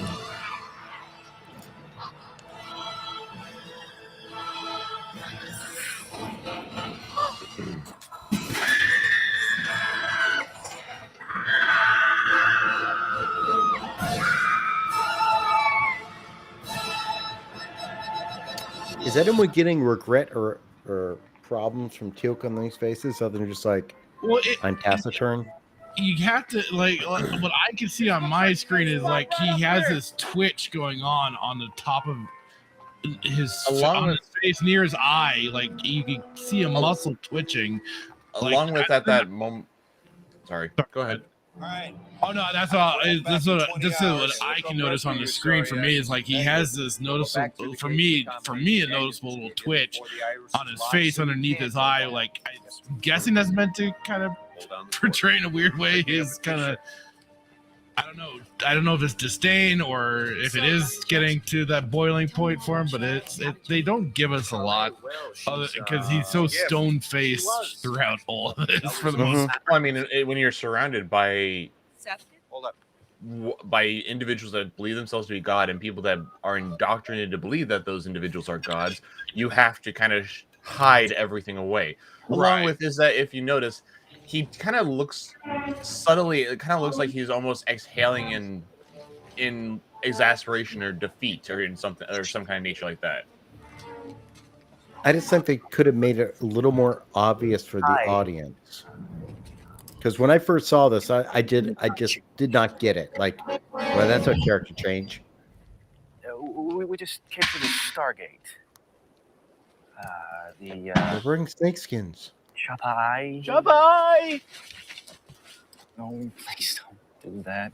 Friends of yours? Unless we want to get ourselves a really bad reputation, I just think we should avoid shooting the first people we meet on a new planet. What a stupid idea.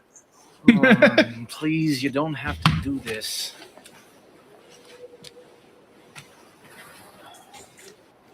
Chula Lazla. Lazla. Choose. They want to know if we're here to choose. Sure. We can choose. Choosing is good. Do you have the Gould Tinder app? Yeah, all right, whatever. Just ask them to take us to the nearest village or town. Would you take us to Irish McDonald's. Irish? Take us to your McDonald's. Chulak. Or Burger King, whatever. Chulak. The king of the burger. Disgusting. Pizza Hut. Does that even ring a bell? We've come to find Taco Bell. Oh wait, that was the other thing in the 90s. Chulak. Sounds good. Chick-fil-A. Isn't Chulak the planet? Yes. But they just point to the one city on the planet. It could be it's both the name of the planet and the city. Oh. Just like the city of Earth on the planet Earth. Yes. This is an alien world. What do you want? A guide? We got pig on a spit. Come on.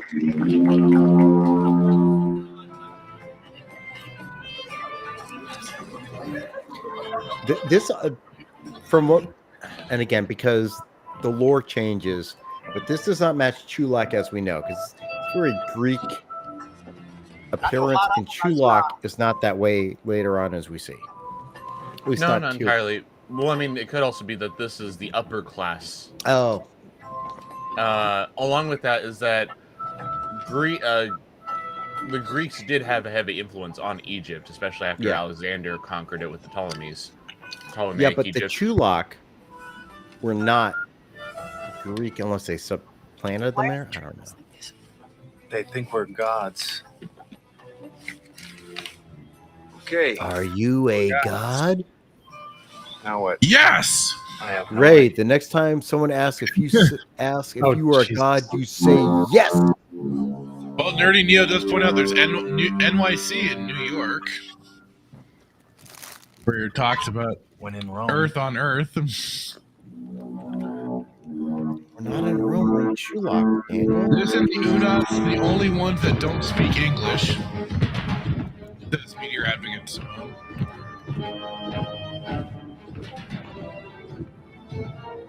That's That's right. I forgot about the Unos. Oh, the Unos was originally voiced by James Earl Jones too. Yeah.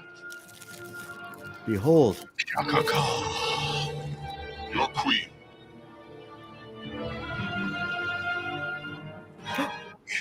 That is my queen. Nope. Take it easy. Nope. Shinray, it's me. Not anymore.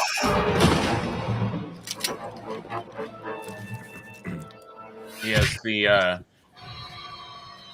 gould knows who you are because it shares your wife's memories.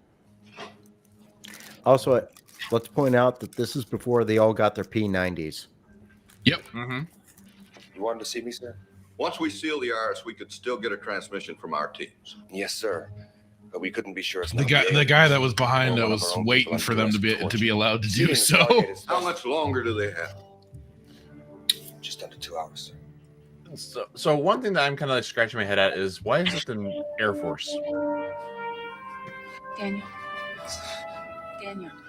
Wait. Whoa, Say that again? You've been unconscious. Why is it the Air Force? I know. We all. Nice. Aerospace, possibly. If there's a way out of here, Because they possibly had intentions of having fighter battles the entire time. Okay, I think so. I mean, I don't know why pick one branch over the other for. I mean, they did. Okay, so I just all of a sudden realized it. They did put in Cheyenne Mountain, and Cheyenne Mountain is Air Force. Yeah. We can't find our way out of here. The mission's a bust anyway. They seal the gate in just overnight. But I mean, I know they do bring in like the Marines and stuff like that for the other SG teams. Oh, what is this? It's a watch. My watch. This is not goa'uld technology. No. Where are you from? Earth. Chicago. Chicago, if you want to be specific. Your words mean nothing. It's way more violent than this place. Especially now. Have you heard of Juicy Smollett? This is where we're from. Have you heard of We're from Beetlejuice? MAGA country.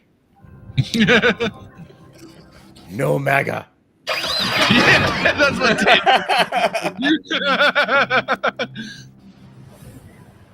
Warren, let's go. Rise and shine.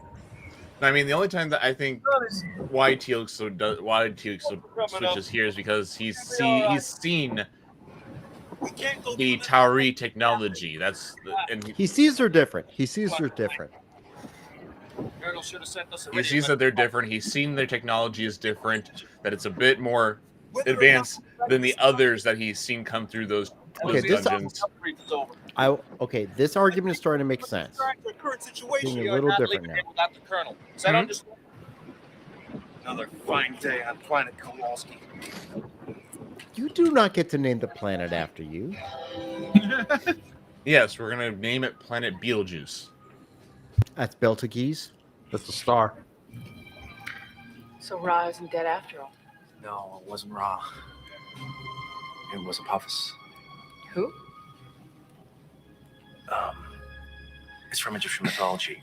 Ra was the sun god who ruled the day. Apophis was the serpent god, Ra's rival, who ruled the night. It's right out of the Book of the Dead. They're living it. Well, Were they living technically, it, or did we live it after they came? yeah, I was gonna say technically Red Warrior, we they did already it. existed, and they made us adopt their We're up against. philosophy.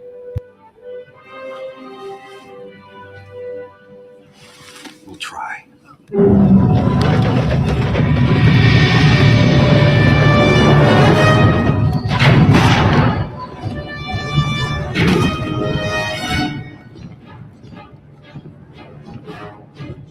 Oh, time to check teeth again to see who we choose.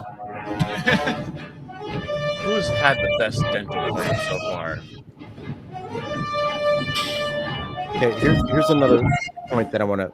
When it happens, I'll put it out. Shaka! goa'uld! What do you say? I'm going to choose Choose what? who will be the children of the gods. And we got the title for our episode. Credits?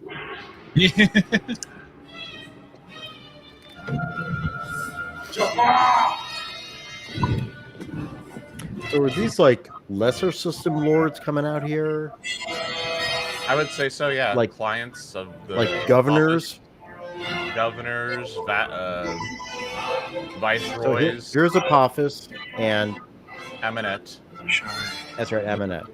Jack, help me, please. But now we get like the Emperor, and here are the Moths. In a sense, yes.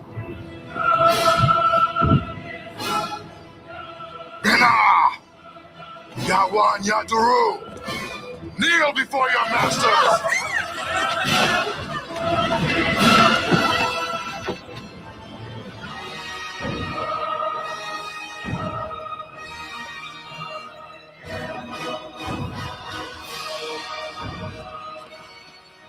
Let's go.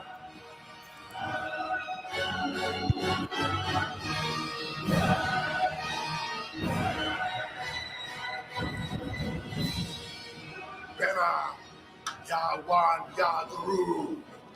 Choose!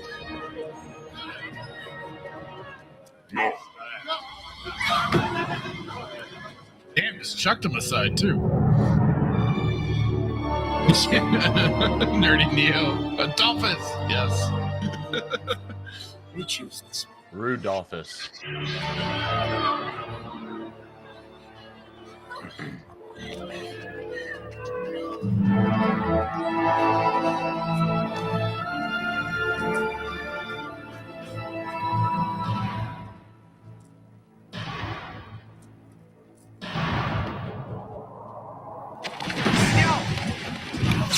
Or it could be that these are possibly other system lords. There are other gould that are Daniel, what are you doing? of other Something of the host must survive. mythologies. Okay, so watch it happen. Something must survive. So Teal'c shakes his head here. No. He's saying no to not choosing Jackson. No. Hold on. Pause a second. So Jackson says something of the host must survive. And then you see Teal'c shaking his head as Jack is looking at him. So Teal'c is going, no, nothing survives. Which of course we know later on is not true. I never took it that way. I never took I always took Can you it back as, it up? I've always taken it as while Jackson is talking to him, to the gould, Teal'c is like, no, don't take him. Watch this again. This one's passionate. How much would I remember if you chose me? Daniel, what are you doing? Something of the host must survive.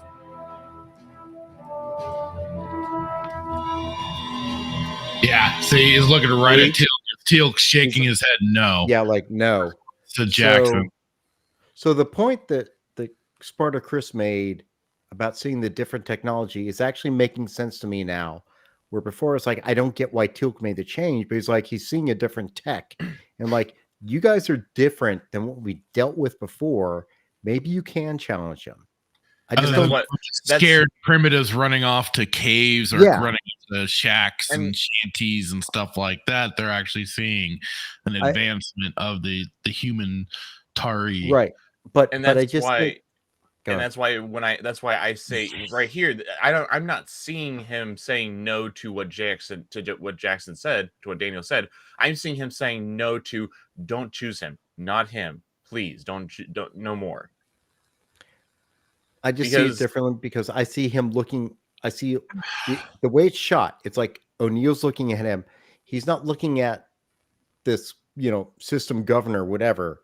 Yeah, they aren't framing it around them while he's shaking. But that's what I'm saying is that O'Neill is seeing him shaking his head, and he's like, something's not right here. He's different from the others here. So you're seeing. Oh, I see. I get your point. But I was taking it more like the direct line of something of the host must survive, because I feel like that's a response to Daniel's statement. It could be. It's just I've always seen this scene as I see where you're coming from. It's just I've always seen this scene as Teal'c saying, don't choose him. Don't choose him. Well, I kind of I could see both sides of that, but I'm kind of leaning more that he's saying no, that none of the hosts survives. That's him also giving them in a quiet way information on these gould. Kind of show where he's at to maybe kind of be a help. But I don't think that's only me looking ahead into the future of what and again, that's also what we know now. So and also to support your guys' statement is that to Teal'c, he doesn't know that something of the host survives. He still thinks the gould are gods. He still thinks that the goulds are gods, or he doesn't. Braytech tells him otherwise. Well, yes, that is true. But as we learned, Braytech was kind of the to use our current year terminology, kind of red pilled him on the whole fact of the gould being very. There's suspicion. What I meant to say is, on as he witnessed more of the wars and battles and the way the way Apophis behaved, and even he tested Apophis. That is true. That is true. Go. Well, okay. But God is truly God. He would have seen his betrayal of him. Let me amend my statement. Is that he still sees the gould as very powerful beings. He doesn't know that because hardly any person has left and has returned without a gould in them. I was going to say the same thing. He still thinks that the gould still destroys the host. He knows they're not gods, but he knows they're very powerful, and he thinks the host will die from what he's seen. I mean, he doesn't know about Vala. He doesn't know what Vala is. He doesn't know about, and we've never or anything after. Or that the one girl, the one woman who tricks her host her symbiote to take a trip to a certain planet. Oh yeah, with a certain bunch of Viking people. yeah. Yep. But I mean, when the MCU crosses over. Yeah. But I still, I mean, I can see it both ways, but like, I don't know. I've always seen this scene as Teal'c saying, "Don't take him," because Daniel Jackson is a part of the strangers. These strangers that he's possibly looking to side with. And Jackson and Jack O'Neill is seeing this himself. It's not that Teal'c is giving them any clues. It's just like he's just so out of the corner of our eye seeing Teal'c is actually giving it an actual reaction. But let me just put a counter to this. So no. If he's saying, that's what I do. So, and I don't disagree with your interpretation. I can totally see it. But at the same time, let me put it another way. So I feel like the way Teal'c is doing it, he's doing it to himself, like, oh God, no. As opposed to him saying to the system governor here, don't take him. He's not worth it. Because if he was, first off, I don't think he would speak to a ghoul. No, he wouldn't. And he wouldn't give them a direction like, no, don't take that one. So that's why I think it's more him personally saying, no, he's not going to survive. He dies. And it's internal to him. And he doesn't know that Jack is seeing it happen. Which is what I'm also, which is also goes in my favor too, which is he's saying, no, don't take him. And he's personally, don't take it. And Jack is seeing this too. So I mean, it goes both ways for us. But I think we both agree he's not telling the system lord to do it. He's just like, no, don't take him. Yes. Okay, it's Teal'c saying, it's either Teal'c saying no, the host doesn't survive, or it's Teal'c saying no, don't take him. I could see it both ways. To your point, Brad, earlier, how we need something for us, the audience, to get more of from Teal'c that he's going to be he has doubts or anything like that. Yeah. And we're finally getting a little bit more of that than just like I noticed the little facial tics and stuff like that when the women were taken.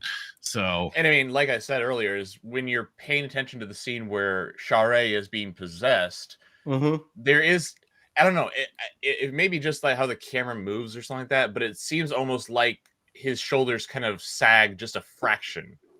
And his head kind of just tilts a little bit. I don't know if that's just. I hate to say it, but it's almost like it's almost too subtle.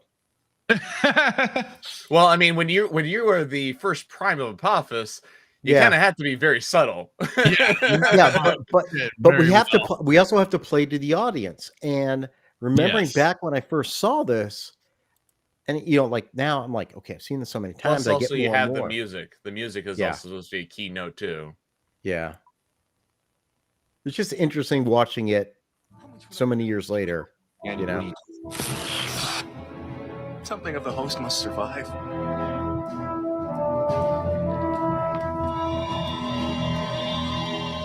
We choose him. Pikachu. No.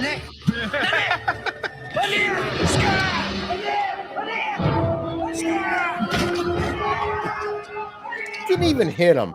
I was gonna say, that looks like that was more on the shoulder, anyways, than his nose. Come on. I mean, that was like Echo fight choreography.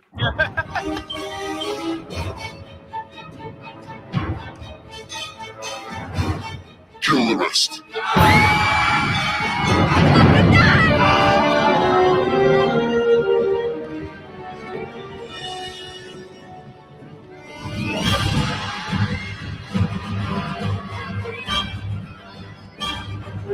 Why didn't they just open fire now? We gotta get ready for the dramatics, damn it. Because Teal'c is in the way, so he has to move out of the way. They're better shots. Really? Are you sure about that? We're talking about. They're not stormtroopers. They're worse.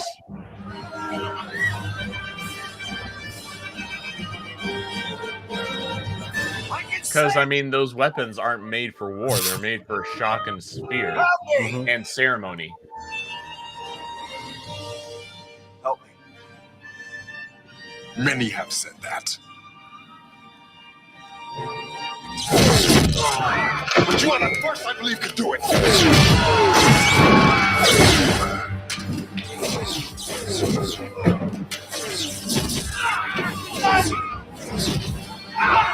The Jaffa just like are stand.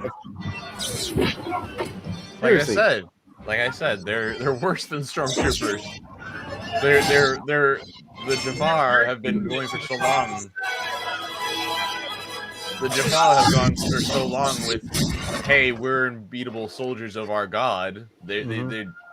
Are they gonna like take any effort to battle anyone? Except for when they're actually battling other Jaffa. Mm-hmm.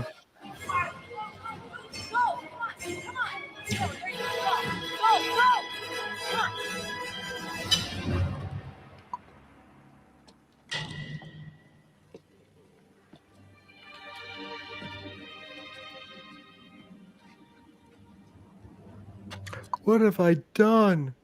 Hey, look, Tim's dead now. You gonna be okay?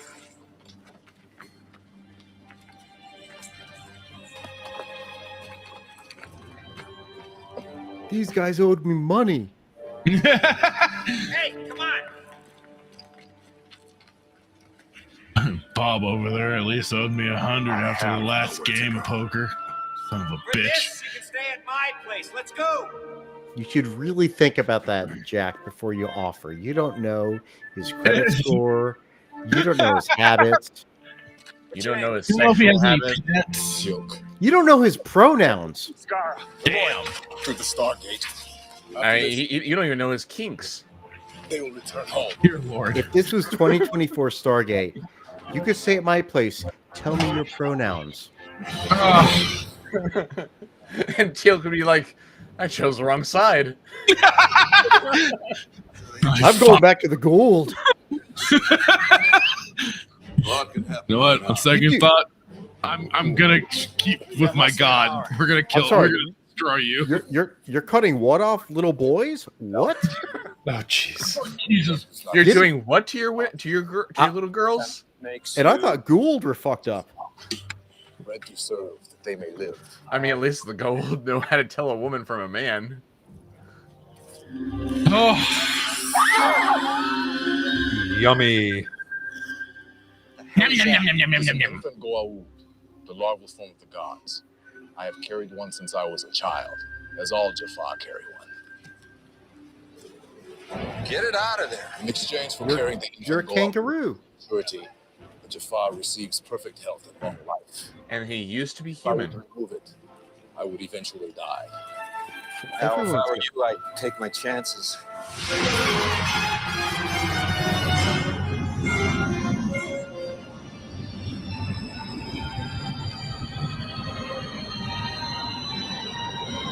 When does he get his gould removed? When was that? Spoilers. Yeah.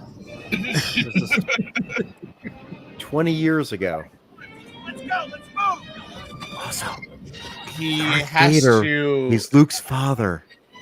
No, come on. Jeez, I was waiting to find that out at some point in time. What's in the box? Gwyneth Paltrow's head. What's in the box? And several of her candles. No. Bruce Willis was dead the entire time.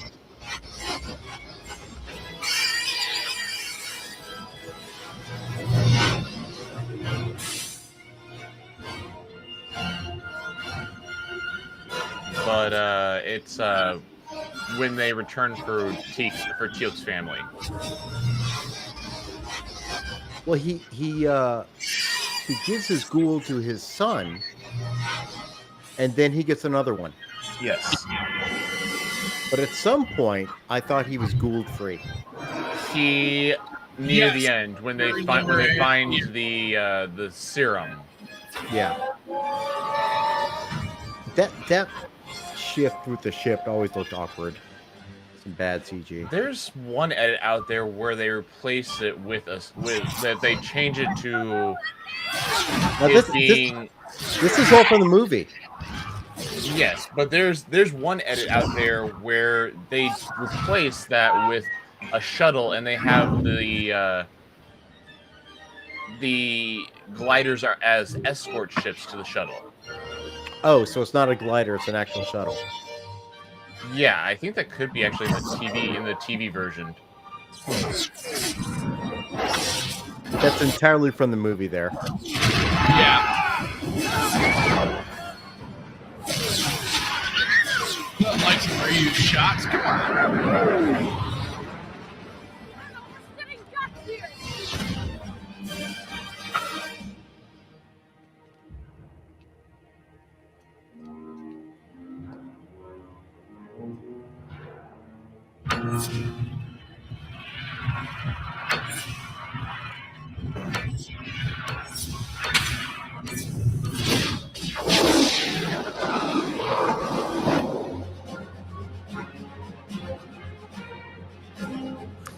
Isn't Skara Gould Palpus's son? Yes. It's weird that he's with that other couple. It could be that that's like a mentor or a teacher that will be teaching him until he's ready to take his position on his father's side. Whatever. Let's go. Peace out, bitches.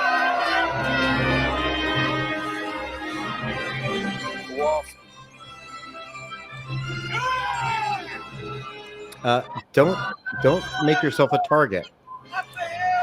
Right?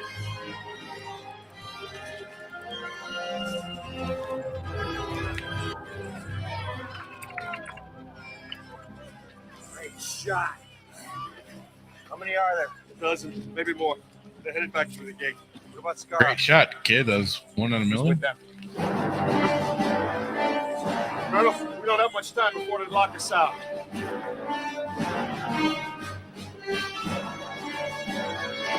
Mark, Mason, on my right.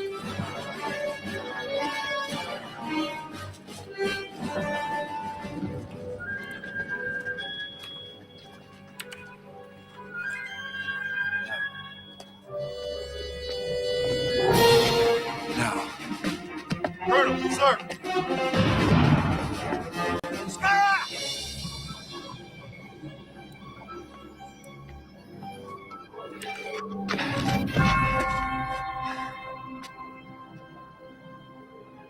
Scar!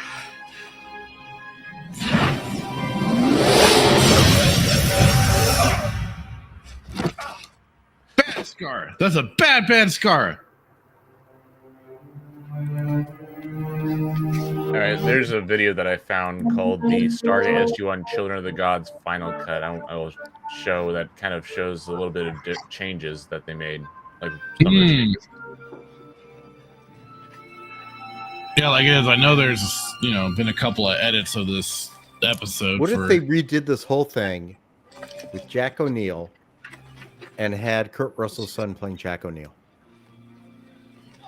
That could be interesting. The problem is Kurt Russell's son killed himself in the first movie. Oh, God damn it. You stole my joke.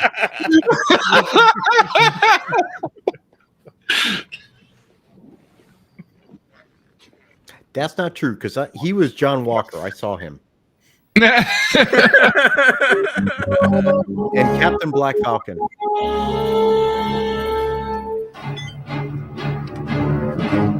It's like they just saw sharks in the ocean. Yeah. Fighting their staffs. I mean, you got the perfect music for it, so. Yep. Dun, dun, dun, dun, dun, dun, dun, dun. Get busy on that Stargate. We got company.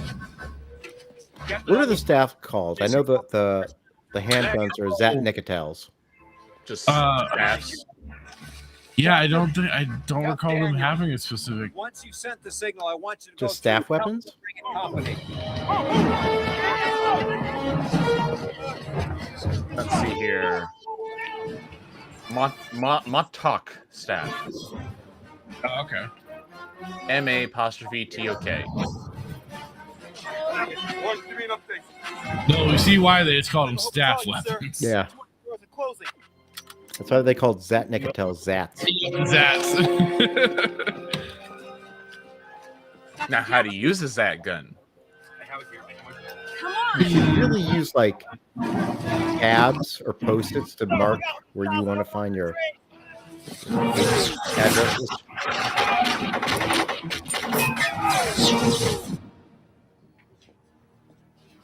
Sir. All right. I'm getting too old for this Seal shit. it all. Lock out their transmitters. Yes, sir. I've been waiting for this. Yeah. Yes. I want them all to Finally. die. I want to be leaders, Stargate command. It's just like on this little tiny piece of paper, which then somehow grows to 10 times its actual size in the next shot. Can't hold him, sir. Send the signal as soon as it opens, Captain. He kept I don't opening know it up. how slow he's dialing the address when in later episodes they're slapping that shit on there so fast. Bing, bing, bing, bing, bing. Belay my last order. Do not seal the gate or lock out their transmitter codes. Yes, sir. We have a remote transmitter. Imagine having to memorize that keyboard. Oh God, yeah. It has the gate symbols on the keyboard too. That guy, the airman, is there throughout the entire time. What's his name? The one in the computer chair? Yeah, Hero. him. During the documentary, he's like, I try to change up how I announce the gate arriving. I am trying to remember now.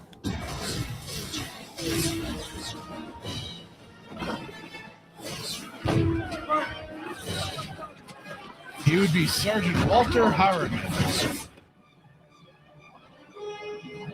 Oh, you found out? Yeah. Okay. Oh yeah, Walter. Episodes. Oh my God, I've heard this so many times in a Texas area. You know what you're doing, Captain. This is an Eagle Pass, for God's sakes. But the difference is that this time they actually have it's actually true. What do you think they're going to show for their court date? No, because they're going to be sent back home. That's wrong. We know that's wrong. No, these people are going to be sent back home. Hey, what about these claymores? They're really not hitting anything. It's not hitting anything, but it's sending out pieces of shrapnel over the place. Okay. The boom just is supposed to send out shrapnel, and that's what's the killer. I thought the Claymore blasted out from the front at people. It seemed more like the side the way it was done. Now this giant like Neanderthal dude here. I know. Maybe he's from the world of darkness, from the land of darkness. Are they behind you? I hope so.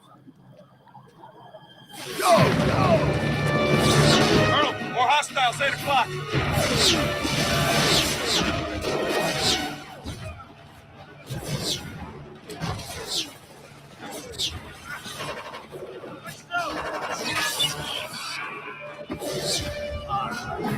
I love how some of the Gould of the Jaffa take a shot and they're okay, but the other ones go down.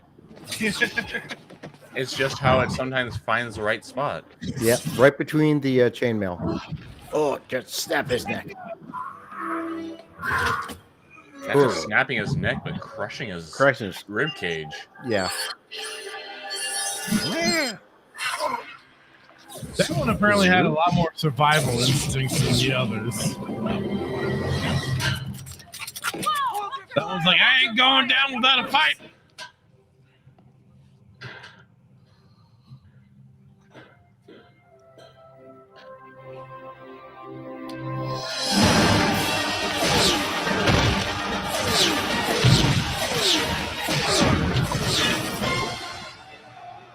Okay, now you can close the gate.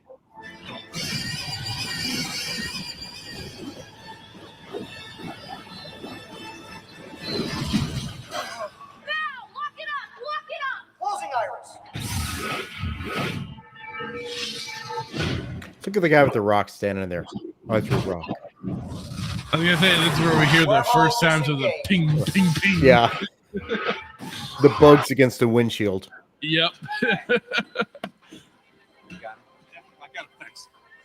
Hold on here. Get these people back.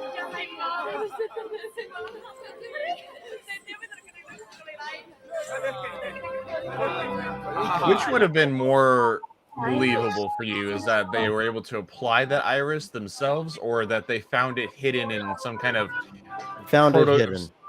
protocol within the Stargate? Found it hidden because the way it just comes out of nowhere, you don't understand how they could have fit that in there. I like to think it's like a protocol in the Stargate. I mean, like the one at Atlantis. Yeah, just about to say the exact. Yeah, exactly. The Atlantis Gate had their own defensive barrier, so I mean, it's not without reason that the ancients built that in place. It just shows how it would just show how stupid the Gould are, because they didn't think about to check their own. Well, they could then then because they just stole stuff. They didn't innovate. Yeah, they just stole and used at a basic level, like the Russians. You'll join SG-1. That decision may not be up to you. Stand back. Let's get him off the ground. Because that's very much how the Russian Empire was able to accumulate stuff. They didn't actually invent much of their own. They accumulated it from nations, from lands that they conquered. Just like our country. Colonel O'Neill, this is sure to be a very interesting debriefing for SG Units 1 and 2. We'll be at 0730. That's really early, General. Could we get it to 9:30? We're tired. We just fought an army of Jaffa. I know. I mean, you really don't know what time it is for them right now. Yeah, but they got gate lag. Yeah, the damn gate lag, man. We got me murder. And they could have a full 18 hours of rest to get into them. He's got one killer headache. Yeah.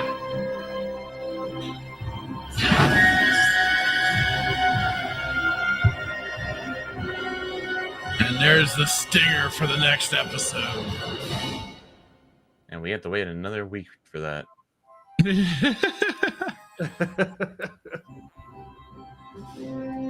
Well, that was, the first 2 episodes for Stargate SG-1. Now, I wonder if when they did put it out, if it was a combined thing like we see I think they today, did. or if it was So this is what I found from. Here we go.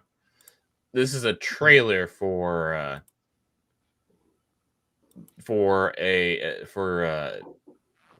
DVD release.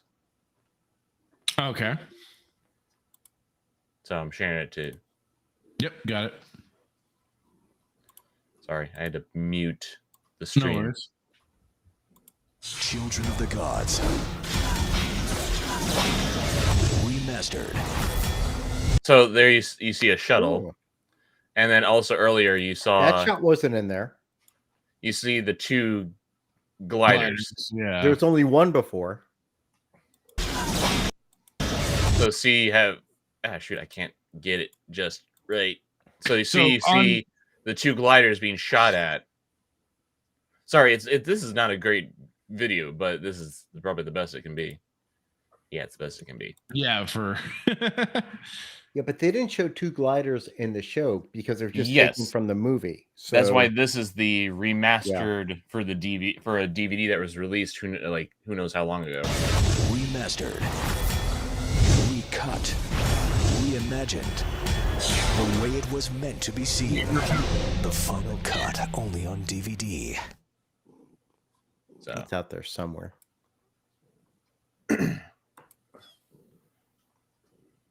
yeah, because I think they had the transport. Now what they have later is the gold transport shuttles and stuff. Yeah, I think that's cash, on- like what Meteor said.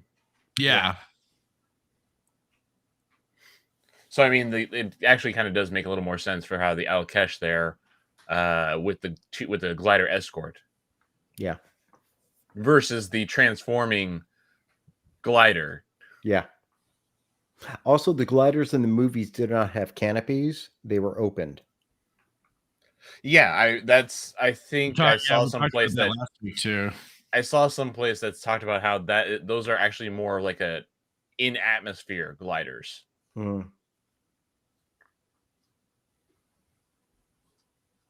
Well, it is just funny how they just kind of change up some of that technology for the varying little space battles or different battles scenarios they go Well, through. who doesn't like a convertible? Come on. Dan Blackroyd, hey, how's it going, man? Double the gliders, double the bush. Yeah, so the variant that we see in the movie is the Udajit glider. Okay. What did you just call me? You heard me, you Udajit. There's also the one that we see in the movie in this here is called the Ring Transportation Death Glider. I wonder why they call it that. I mean, I'm sure there's a reason for it. And then you have the Needle Threader. Which one was the Needle Threader? That one like gliders? The one that Braytech and Teal'c uses to destroy the weapon that was attacking the Tauri ring.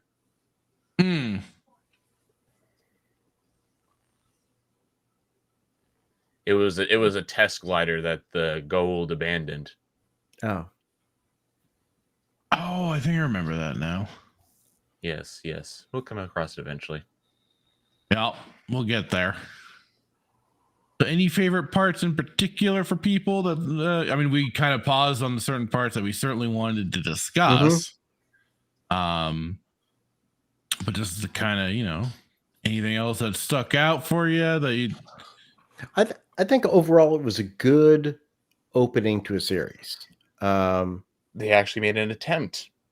Yeah, they set up stuff. They gave an explanation as to why it's going to be beyond what you saw at the movie. It's like, yeah, the movie's like we were just scraping the surface with the movie. This is what I found out since I've been living on Abydos for the last 2 years, have my face sucked off by my wife, hopefully having more sucked off by my wife, who was given to me in a ceremony when I was James Spader, but now I'm Michael Shanks. Things change on Abydos. Apparently. Well, and I think they did a good job of just ease. I don't know if it was easy to say, but like just to help expand the universe beyond just Abydos. Like here they go into that big room of Roz where it's laying out how the gate system is being presented and how, like Daniel says, it would take them a lifetime to try and decipher all of it, but they're able to grab what information they can to take it forward so they can start going through additional gates within the network and start testing them so they can get them to work. And they laid enough for Mythos. Yes. And they also find more worlds thanks to O'Neill. Right. Well, that's how they kind of help even expand what they initially learned on Abydos, and was like, oh wait, there's a whole shit ton more. And thanks to an ancient people that's when they start alluding to that whole aspect, is that there is an ancient people, humans possibly, or just like these ancient aliens that had built the Stargates and knew the system, had it set up. And because now we have all of these other addresses to start testing, start seeing, and running into all sorts of new horrors out there. Well, we didn't even get to the ancients to few seasons in.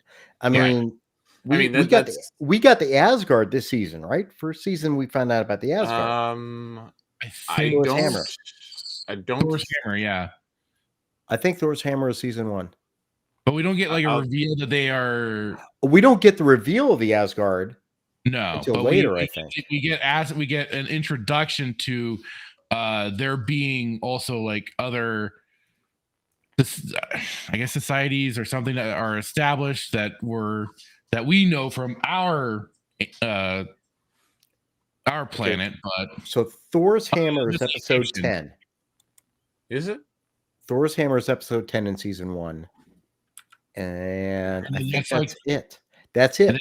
Yeah, and then that's like Daniel's also little kind of glimmer of hope that there's the chance to save Shinray, that there is something to save of the host. And I'm trying to remember, is it season 2? I think they introduced the Tok'ra, which I can't stand those fuckers. But okay, so we don't find out about the Asgard till season 2. Okay, season 2. Yeah. Well, yeah, I mean, we do find out the Asgard in season 1 because of the. No, we find out about Thor, but we don't learn about the Asgard proper. True enough. We don't know Thor's a gray, which is the 5th race. Right. Now the Tok'ra show up in season 2. Okay. Yeah. I'm just running a search for the names of things. Yeah, Tok'ra show up in season 2. And we actually meet Thor in season 2 as well. Where is Heliopolis? Is that the one where Jack falls asleep a lot? No, Heliopolis is the meeting place of the 4 races. Isn't that with Ernest? Yes. Yeah. That's season 1, isn't it? Yeah. Politics, singularity. I'm pretty sure it's called Heliopolis, but I'm pretty sure the episode's called Heliopolis, but I can't find it. All right, hold on. Let me just do Stargate. Season 1, we also meet the Nox. We meet the Nox early on, which is Armin Shimmerman is one of the Nox, and Armin Shimmerman plays Quark. That's episode 7 for the Nox. The Torment of Tantalus is episode 10. That's season 11, episode 11. Technically, episode 11 because 1 and 2 is Children of the Gods. Right. Okay, so yes, Torment of Tantalus. That is right after Thor's hammer. Thor's hammer. Oh God! And then we get Hathor. Oh God, that's awful. Well, actually, first we get Bloodlines, Fire and Water, then Hathor. Which Fire and Water is actually a very interesting episode because you actually get to see one of the races that could oppose the Gould. Mm-hmm. which unfortunately you never see them again after that. Okay, Yeah. Emancipation with the Mongol race tribe is episode 4, Oh, and yeah. I'm going to analogize this to Code of Honor in season 1 of Next Generation. Well, I If you do want to plan- see, have you Go ever ahead. seen Code of Honor in season 1 of TNG? Oh, I glazed It's the over. one where Tasha Yar is kidnapped. Oddly enough, I think for what Meteor is saying, oddly enough, I think the Furlings were gonna be in future Oh, seasons. that's but right. But the show is canceled. Yeah, and they had they did some mock-ups of They it. did a mockery of it. Yeah, they did, and They made them look like Ewoks. yeah, Yeah. and because And- even Jack, when they first heard the name, was like, "Well, they sound cute." Yeah. Which I mean, it would be very cool if the Furlings were actually that alien from Fire and Water. Well, that would subvert my expectations. A fur thing, not a fish, not like a giant. But hey, fish. that's an alien race. So when they Furling, Oh my could god! be I something. just found a picture of the Furlings. It looks like some sort of dog combined with an Ewok. Yeah, which I mean, to subvert expectations, I think it would be kind of cool if the Furlings were was the alien from Fire and Water. I mean, The Furlings being the most advanced race ever. When did they show up? What episode was it they showed the Furlings? They never did. No, they did. There's actual people as dressed as there was No, they never aired the Furlings. The Furlings were never aired. They showed a mockery of it in the that's 200th what I mean. episode. The That's what I 200th mean, episode. So not like an Mocking. Yes, episode 200. This 200th celebration. So it was like the Wormhole Extreme parody Yes. thing. Yes, that was part of the ideas that they were throwing out there to save Wormhole Extreme. Okay. There it is. For anybody wondering, there we go. There's the Furlings. Yeah, it looks like a giant koala. Yeah, it's a koala. But yeah, and I think I remember there's a YouTuber named Gate World, I think. Yeah. They have a website. They've been a long time website for like Stargate information and stuff like that too. They talked about how Stargate was going to continue over on Apple for a couple seasons, but because of exclusive rights with Sci-Fi Channel, it was canceled. Huh. Yeah. What fate, Amaroka? Yes, exactly. It would be kind of cool if that was actually the Furlings. Because I mean that was one of the few alien races that could oppose the Gould, or was a threat to or what if great enough numbers could be considered a threat to the Gould. Well, and this is what I'll kind of throw in there too, is to go back to the episode we just watched, and is a thing that was done well too, is that even though we have the Earthlings that are brought in, and they have potentially, I don't know if I want to say better weapon technology or whatever, at least certainly that can damage the Jaffa and everything, but they still at least kept and maintained the Jaffa and Gould as a legitimate threat to them. Like they were running away. They were trying to get away from the Gould. Sure, they didn't have a big force, but I mean, they were being shown to be proven. While yes, the staff weapons are kind of just weapons of fear and stuff like that, they were taking people out. Oh yeah, and that's something that's I feel is very missed now. We don't have villains. We don't have competent enemy forces. This is all called. They'll look cool, but they get taken out really easy by our heroes. It's basically it's very much like how we have ceremonial weapons and uniforms and whatnot. Think about having armies of people dressed in ceremonial garb and weapons and having them go to war with those in modern society. It'd be kind of foolish and goofy looking, but for people who are of a lesser technological advancement, that'd still be terrifying. Yes. So I mean, basically, that's what the gould are doing. They're having their armies fight in ceremonial garb and weapons. Oh yeah, the whole act of being more threatening and imposing than they are, right? Yes.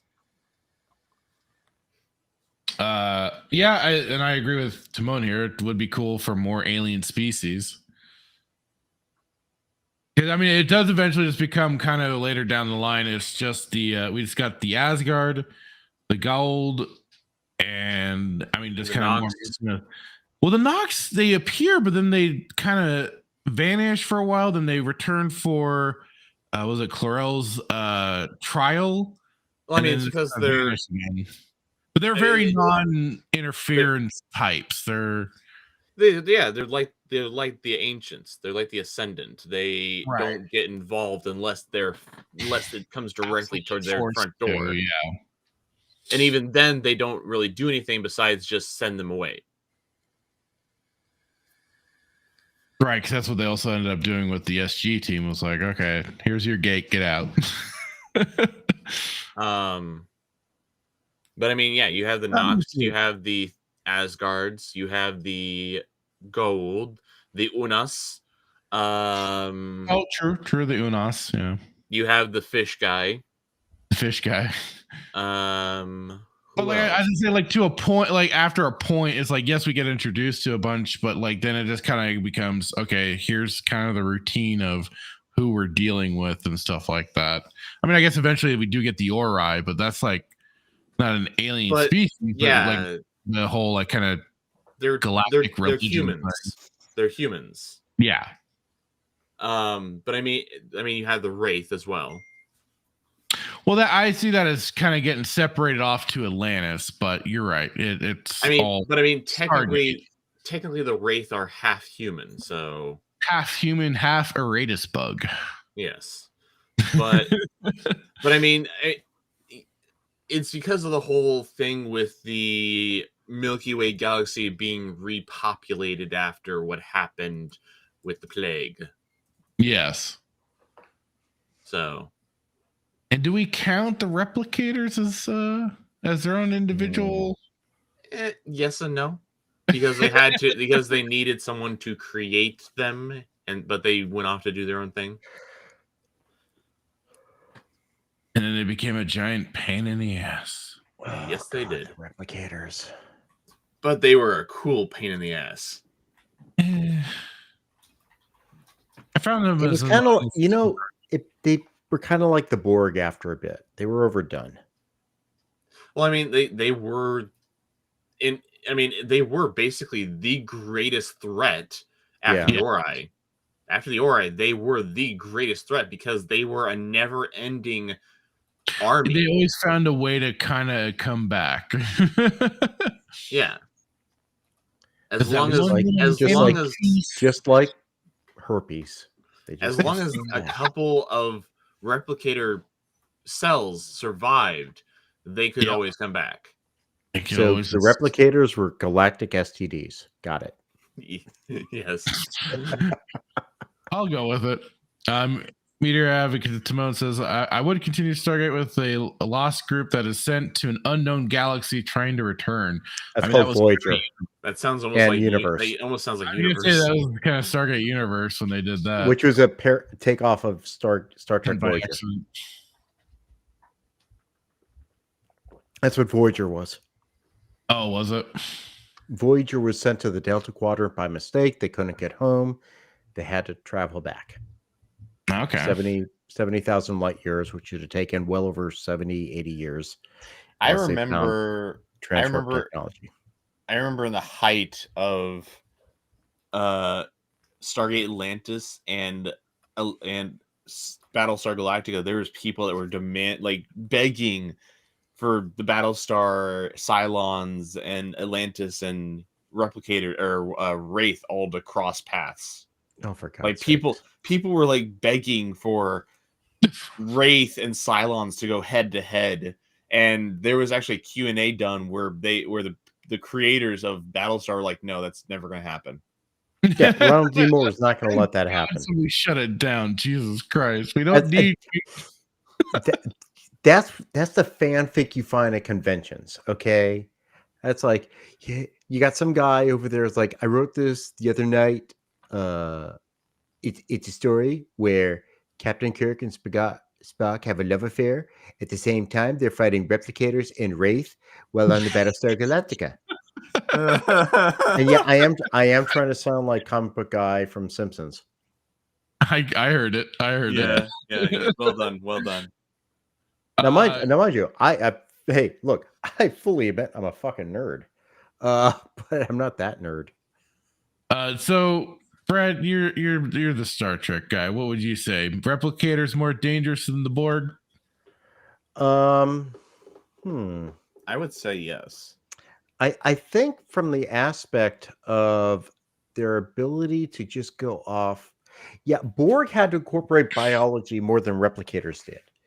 I wasn't so sure. I wasn't so sure. Like what? I mean, there was the human replicate, the human organic replicator, but that was like a freak accident. That was like a freak of nature kind of thing. Yeah, replicators were always more inorganic. Borg were the combination of the organic and inorganic. So if you don't have any organic, then the Borg are screwed, which ultimately is what happened to the Borg because they got isolated and a whole bunch of other shit. But the replicators could just take anything they could make a metal. I mean, like silica, they could make something out of. So I think from the perspective of repopulating, I think the replicators would have the edge on the Borg. I mean, you have the episode where they literally converted an entire planet into was that Atlantis or was that SG-1? SG-1. That was probably Atlantis. No, that was SG-1. Was it? That was because they had the original. So what happened is that SG-1 came across the original creator of the replicators in the Milky Way galaxy. That's right. Asgard used her as a lure to bring all the replicators to that planet, and it was like she was making a toy. Yes, I remember that. Which she then taught her toys how to defend themselves. And so the Asgard used her body to protect, to put a temporal bubble to slow down the replicators, which that didn't work out so well because the replicators messed with it and completely reversed it every goddamn time. They reversed the polarity.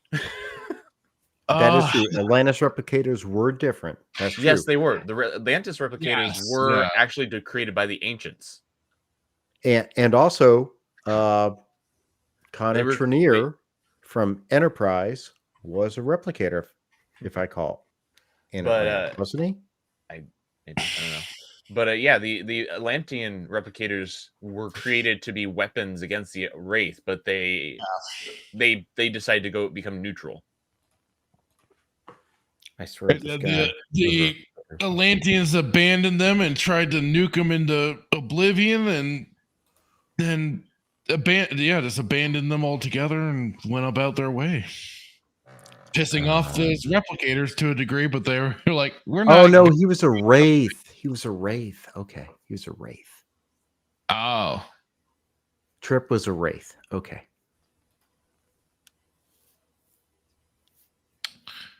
Okay.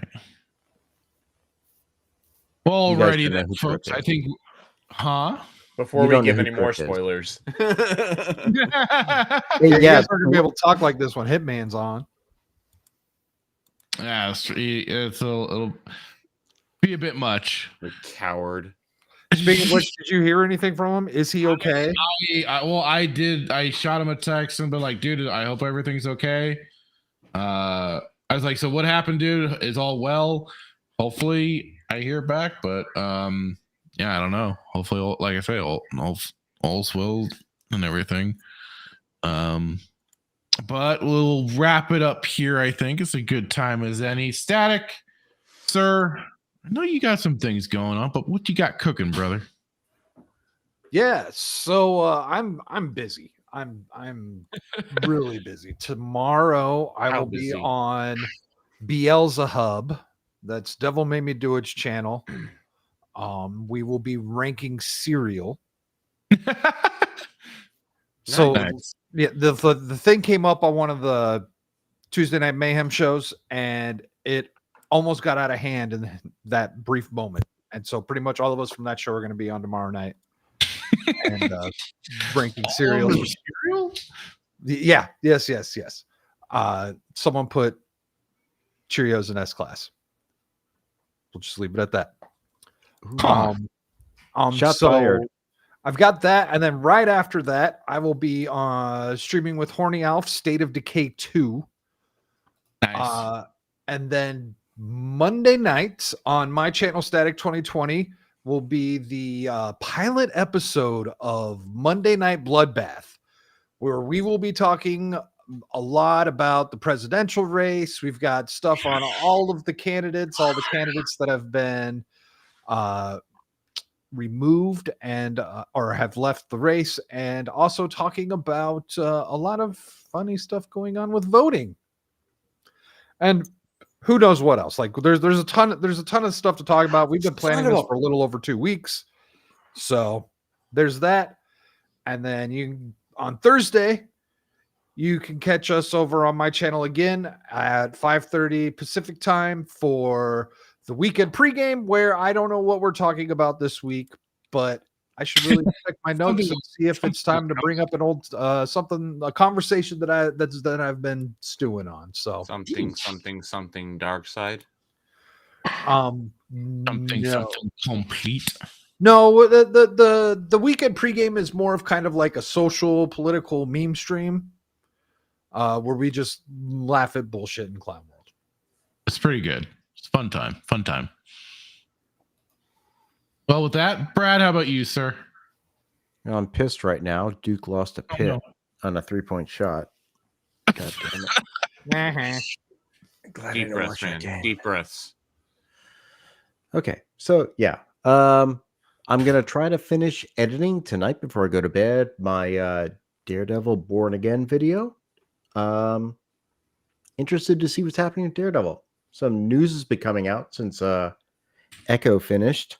It's a very brief run. Do you remember Echo? No one's going in about 5 months. It's gonna be gone. Yeah. Other than that, I'm gonna try jump in, play some Pal World. Did you say 5 months it's going to take to forget Echo?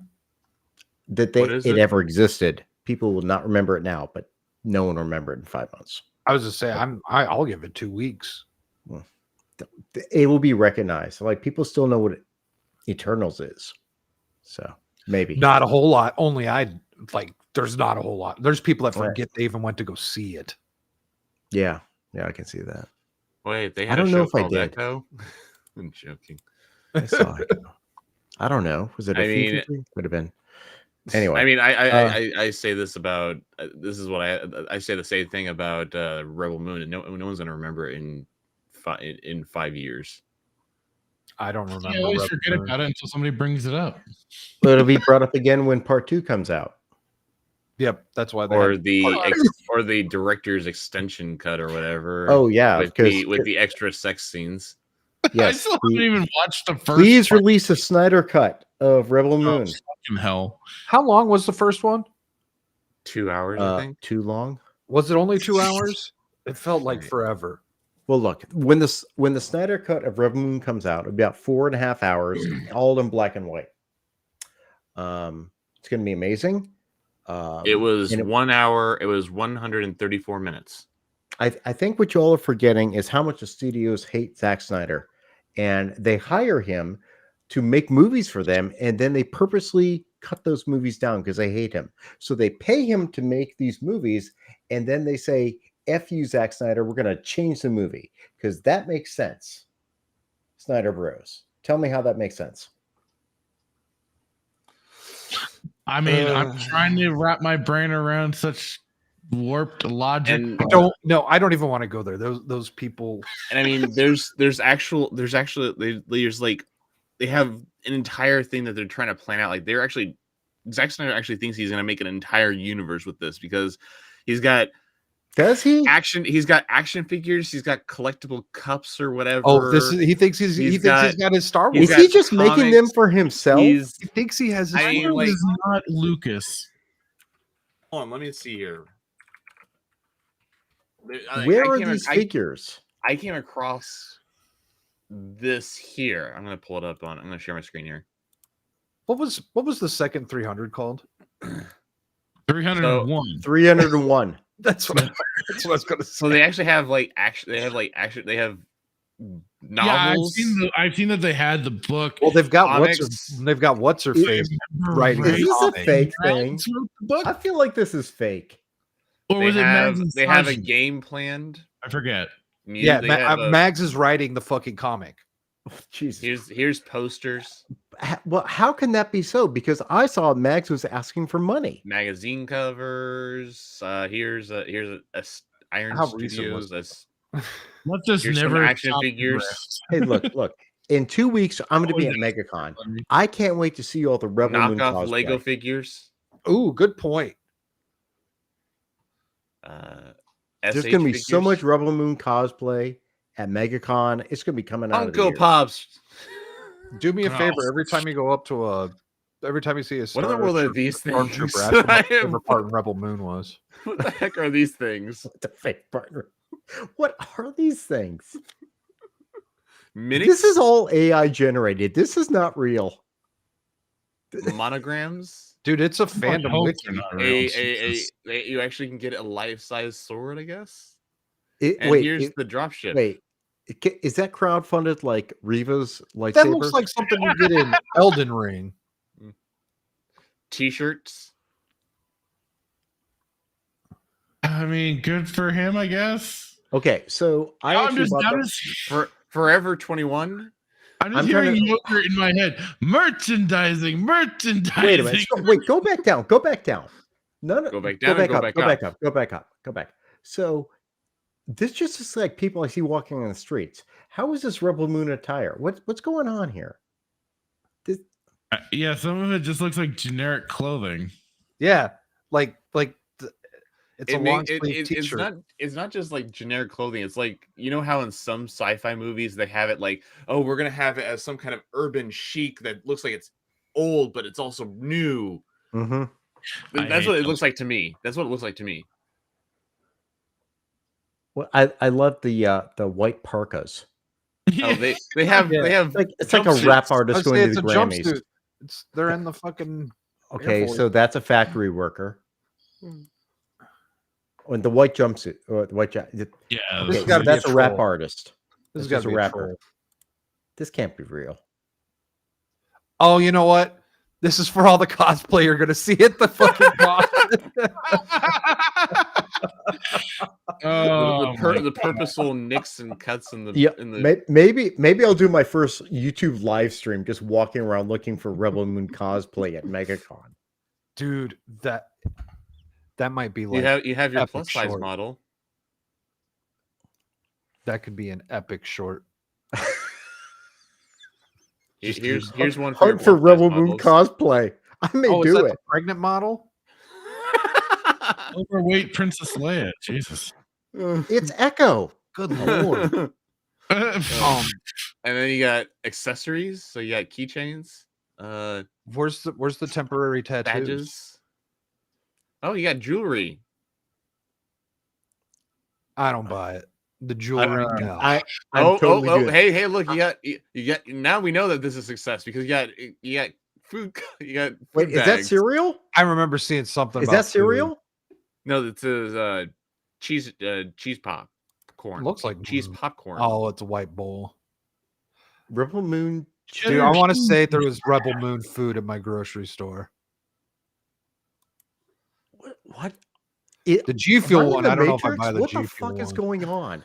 I don't think the G Fuel one's real. I don't know. I don't know. All right. I'm seriously going to do it. I'm going to look for Rebel Moon shit. Is that Johnny Walker? No. No. That's Johnny Walker. He thought he had the next Game of Thrones or some shit. Yeah, he thought he had the next Star Wars, is what he thought. Oh, and here's a popcorn bucket. I saw that. What the fuck? Fuck off. That's so dumb. Wait a minute. You guys do realize when the Mandalorian Grogu comes out, they're going to have Razor Crest popcorn buckets. Ah! Even though it's blown up. Oh, here's a helmet. Because you can't put enough popcorn No, in this is a Naboo starfighter. This is Biddy Boomer, a speaker. What? Is it a Bluetooth speaker? That looks like, is that like one of the droid heads or something? That's the robot head, the one that was there for like 2 seconds and ran off. Yeah. Here's some lights for the back of your TV. How much hate would I get if I literally just went around MegaCon looking for Rebel Moon shit?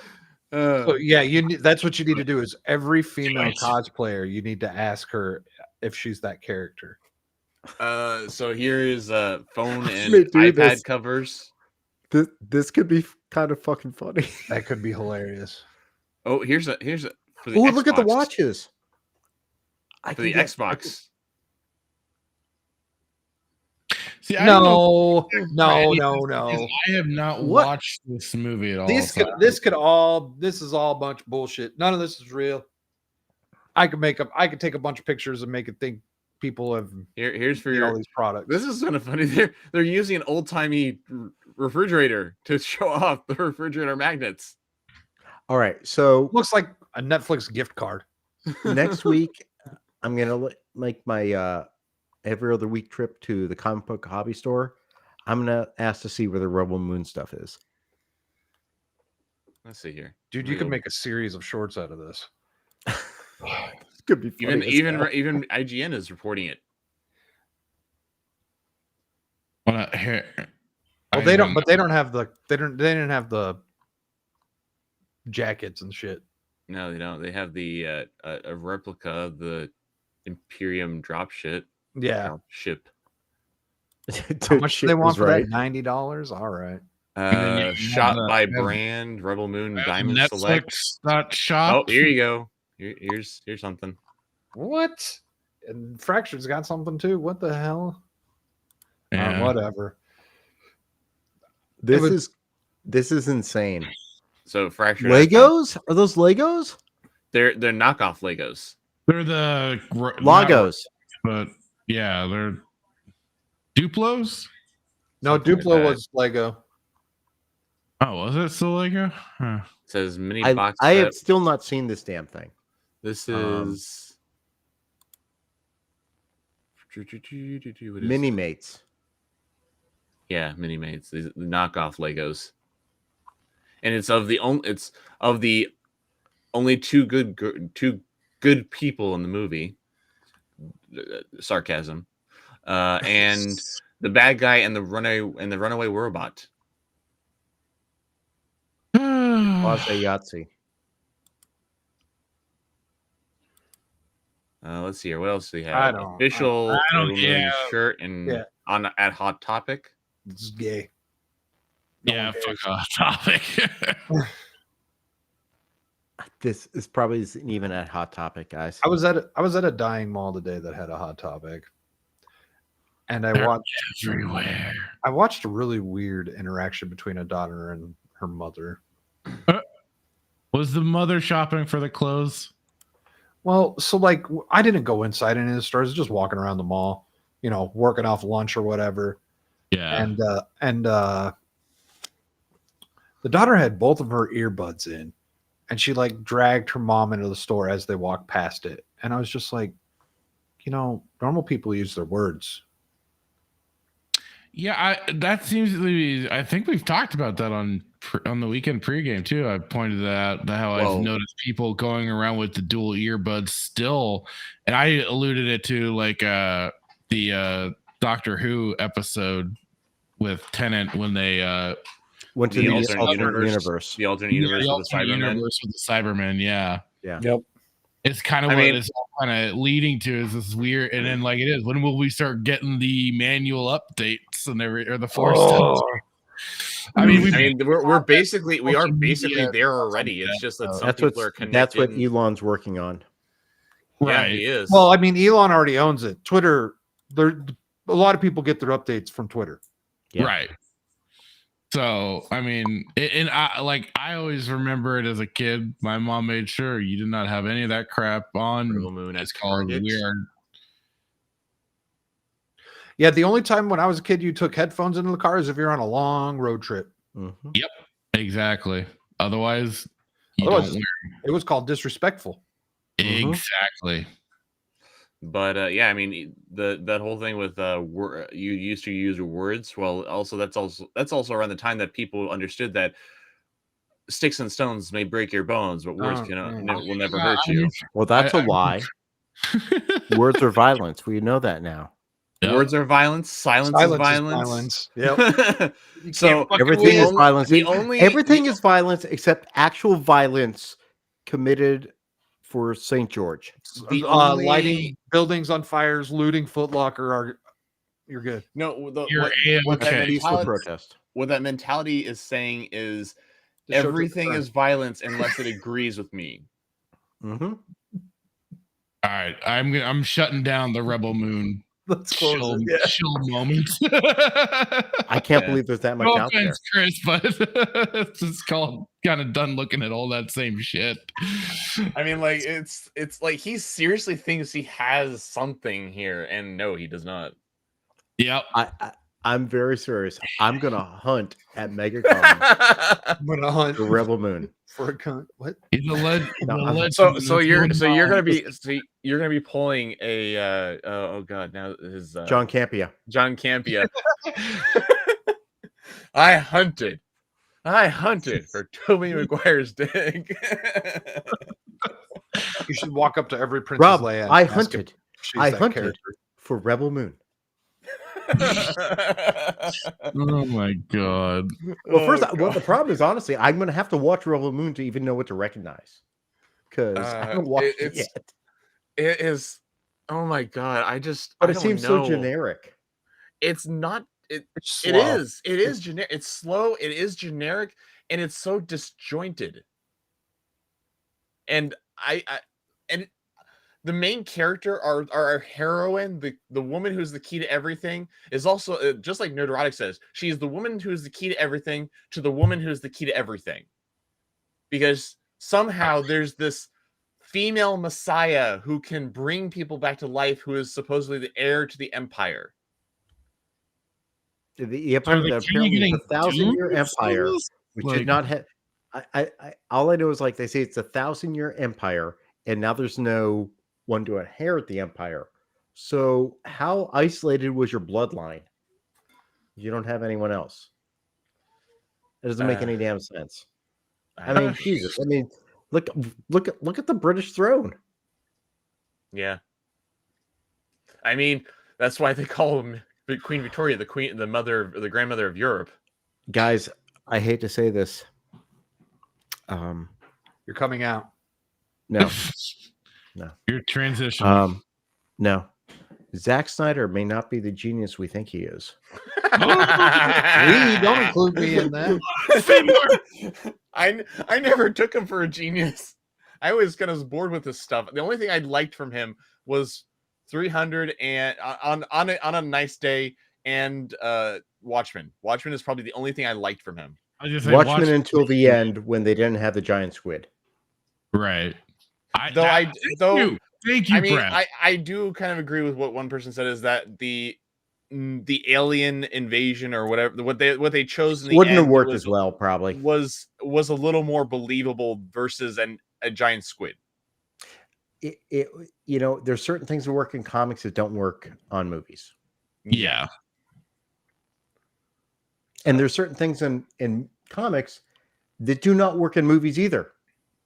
Yeah. Like Captain Marvel and Miss Marvel and true. Ironheart and Agatha Harkness.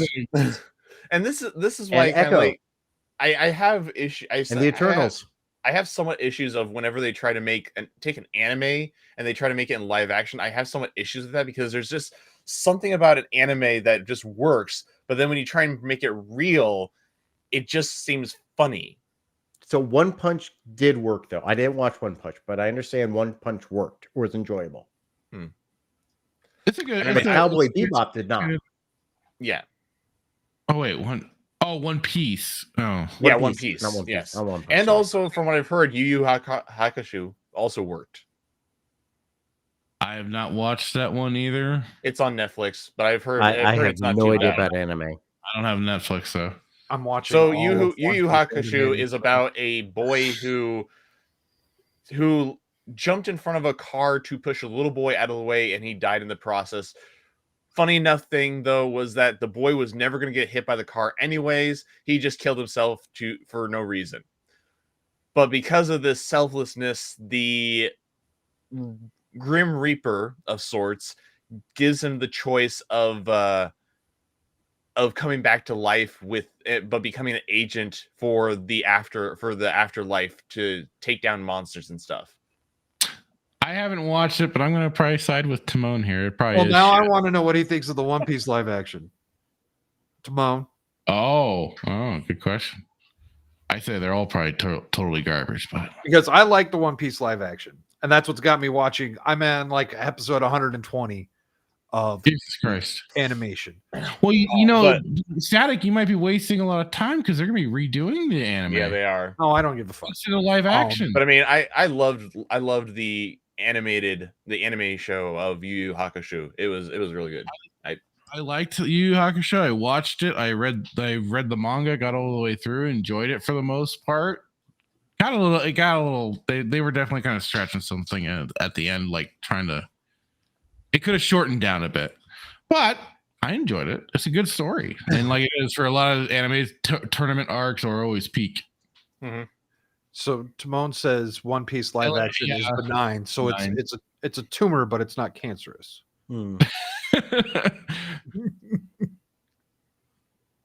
So we got to Brad Spartacus. What do you got to pimp out there, dude? My mind just went blank. I am sporadically playing through Infamous, the video game, on my channel. I am tomorrow, if nothing changes, tomorrow I will be having my show, the Multiverse Inquirer, where I do geek commentary and stuff like that. And also on my friend Tabletop Junkie's show or channel, on whenever he is not busy and he wants to hang out, or whenever on every Friday, alternating, we're either playing Castles and Crusaders or we're playing Call of Cthulhu, the Orient Express. Cool beans. And then you'll find me here on with you guys on whenever you let me come. If you're not scared of if I don't annoy the heck out of you. So next week, I'll say we'll be probably returning to the Saturday Night Sith format. We'll be doing episode reviews because the whole idea for watch parties is for more of the special episodes of SG-1. I will be combing over this week SG-1 season 1 to see if there's maybe like another episode or so that we might want to do this for. Otherwise, we will be returning for it for the season finale when we get, or maybe like the season finale episodes before that. Because especially like episode 20 to 21, they kind of run into each other pretty much. But 20 to 22. Yeah, true. Oh, so some episodes would be more significant, like Thor's because 20 is when Daniel Jackson goes to the alternate universe. Well, I was looking at it on IMDb and it has it as 19. 19 is the alternate universe. Oh, that's because of the whole the dual episode stuff. Yeah. But yeah, you're right. So 20, but like 21, 22.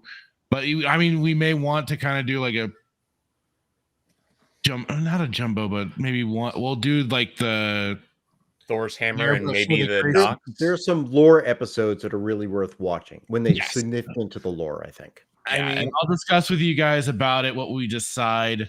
But otherwise, next week will be the return of Saturday Night Sith.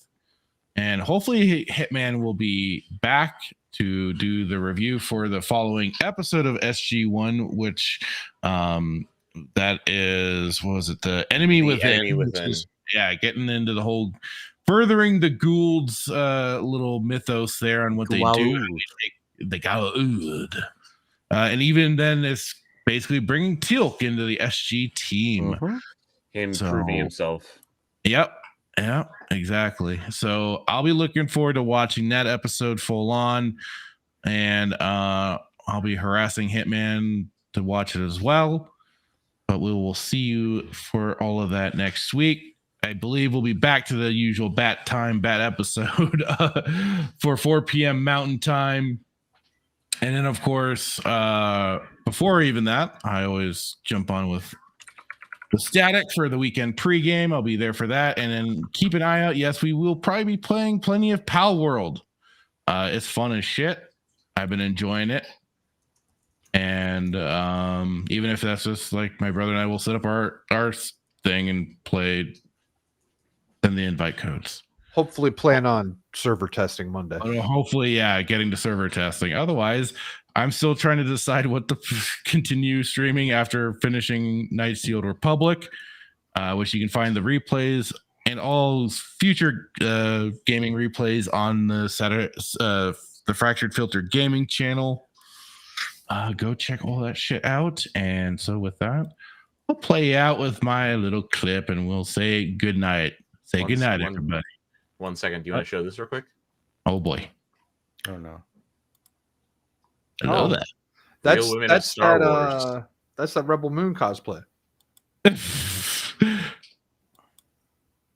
real women of Star Wars. And there's your detox for the night. I'm gonna say something spicy. I could go without the third. Well, I mean, without the third, you won't have the first. Anti-Semitic. Well, I mean, if he likes the first, he kind of negates it. With that, good night, everybody. Have a good one. Good night. So we're gonna Wrong one.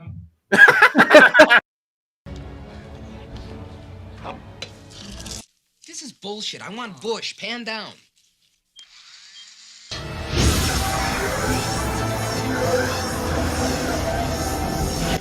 We've got Bush. Oh, hello, pie.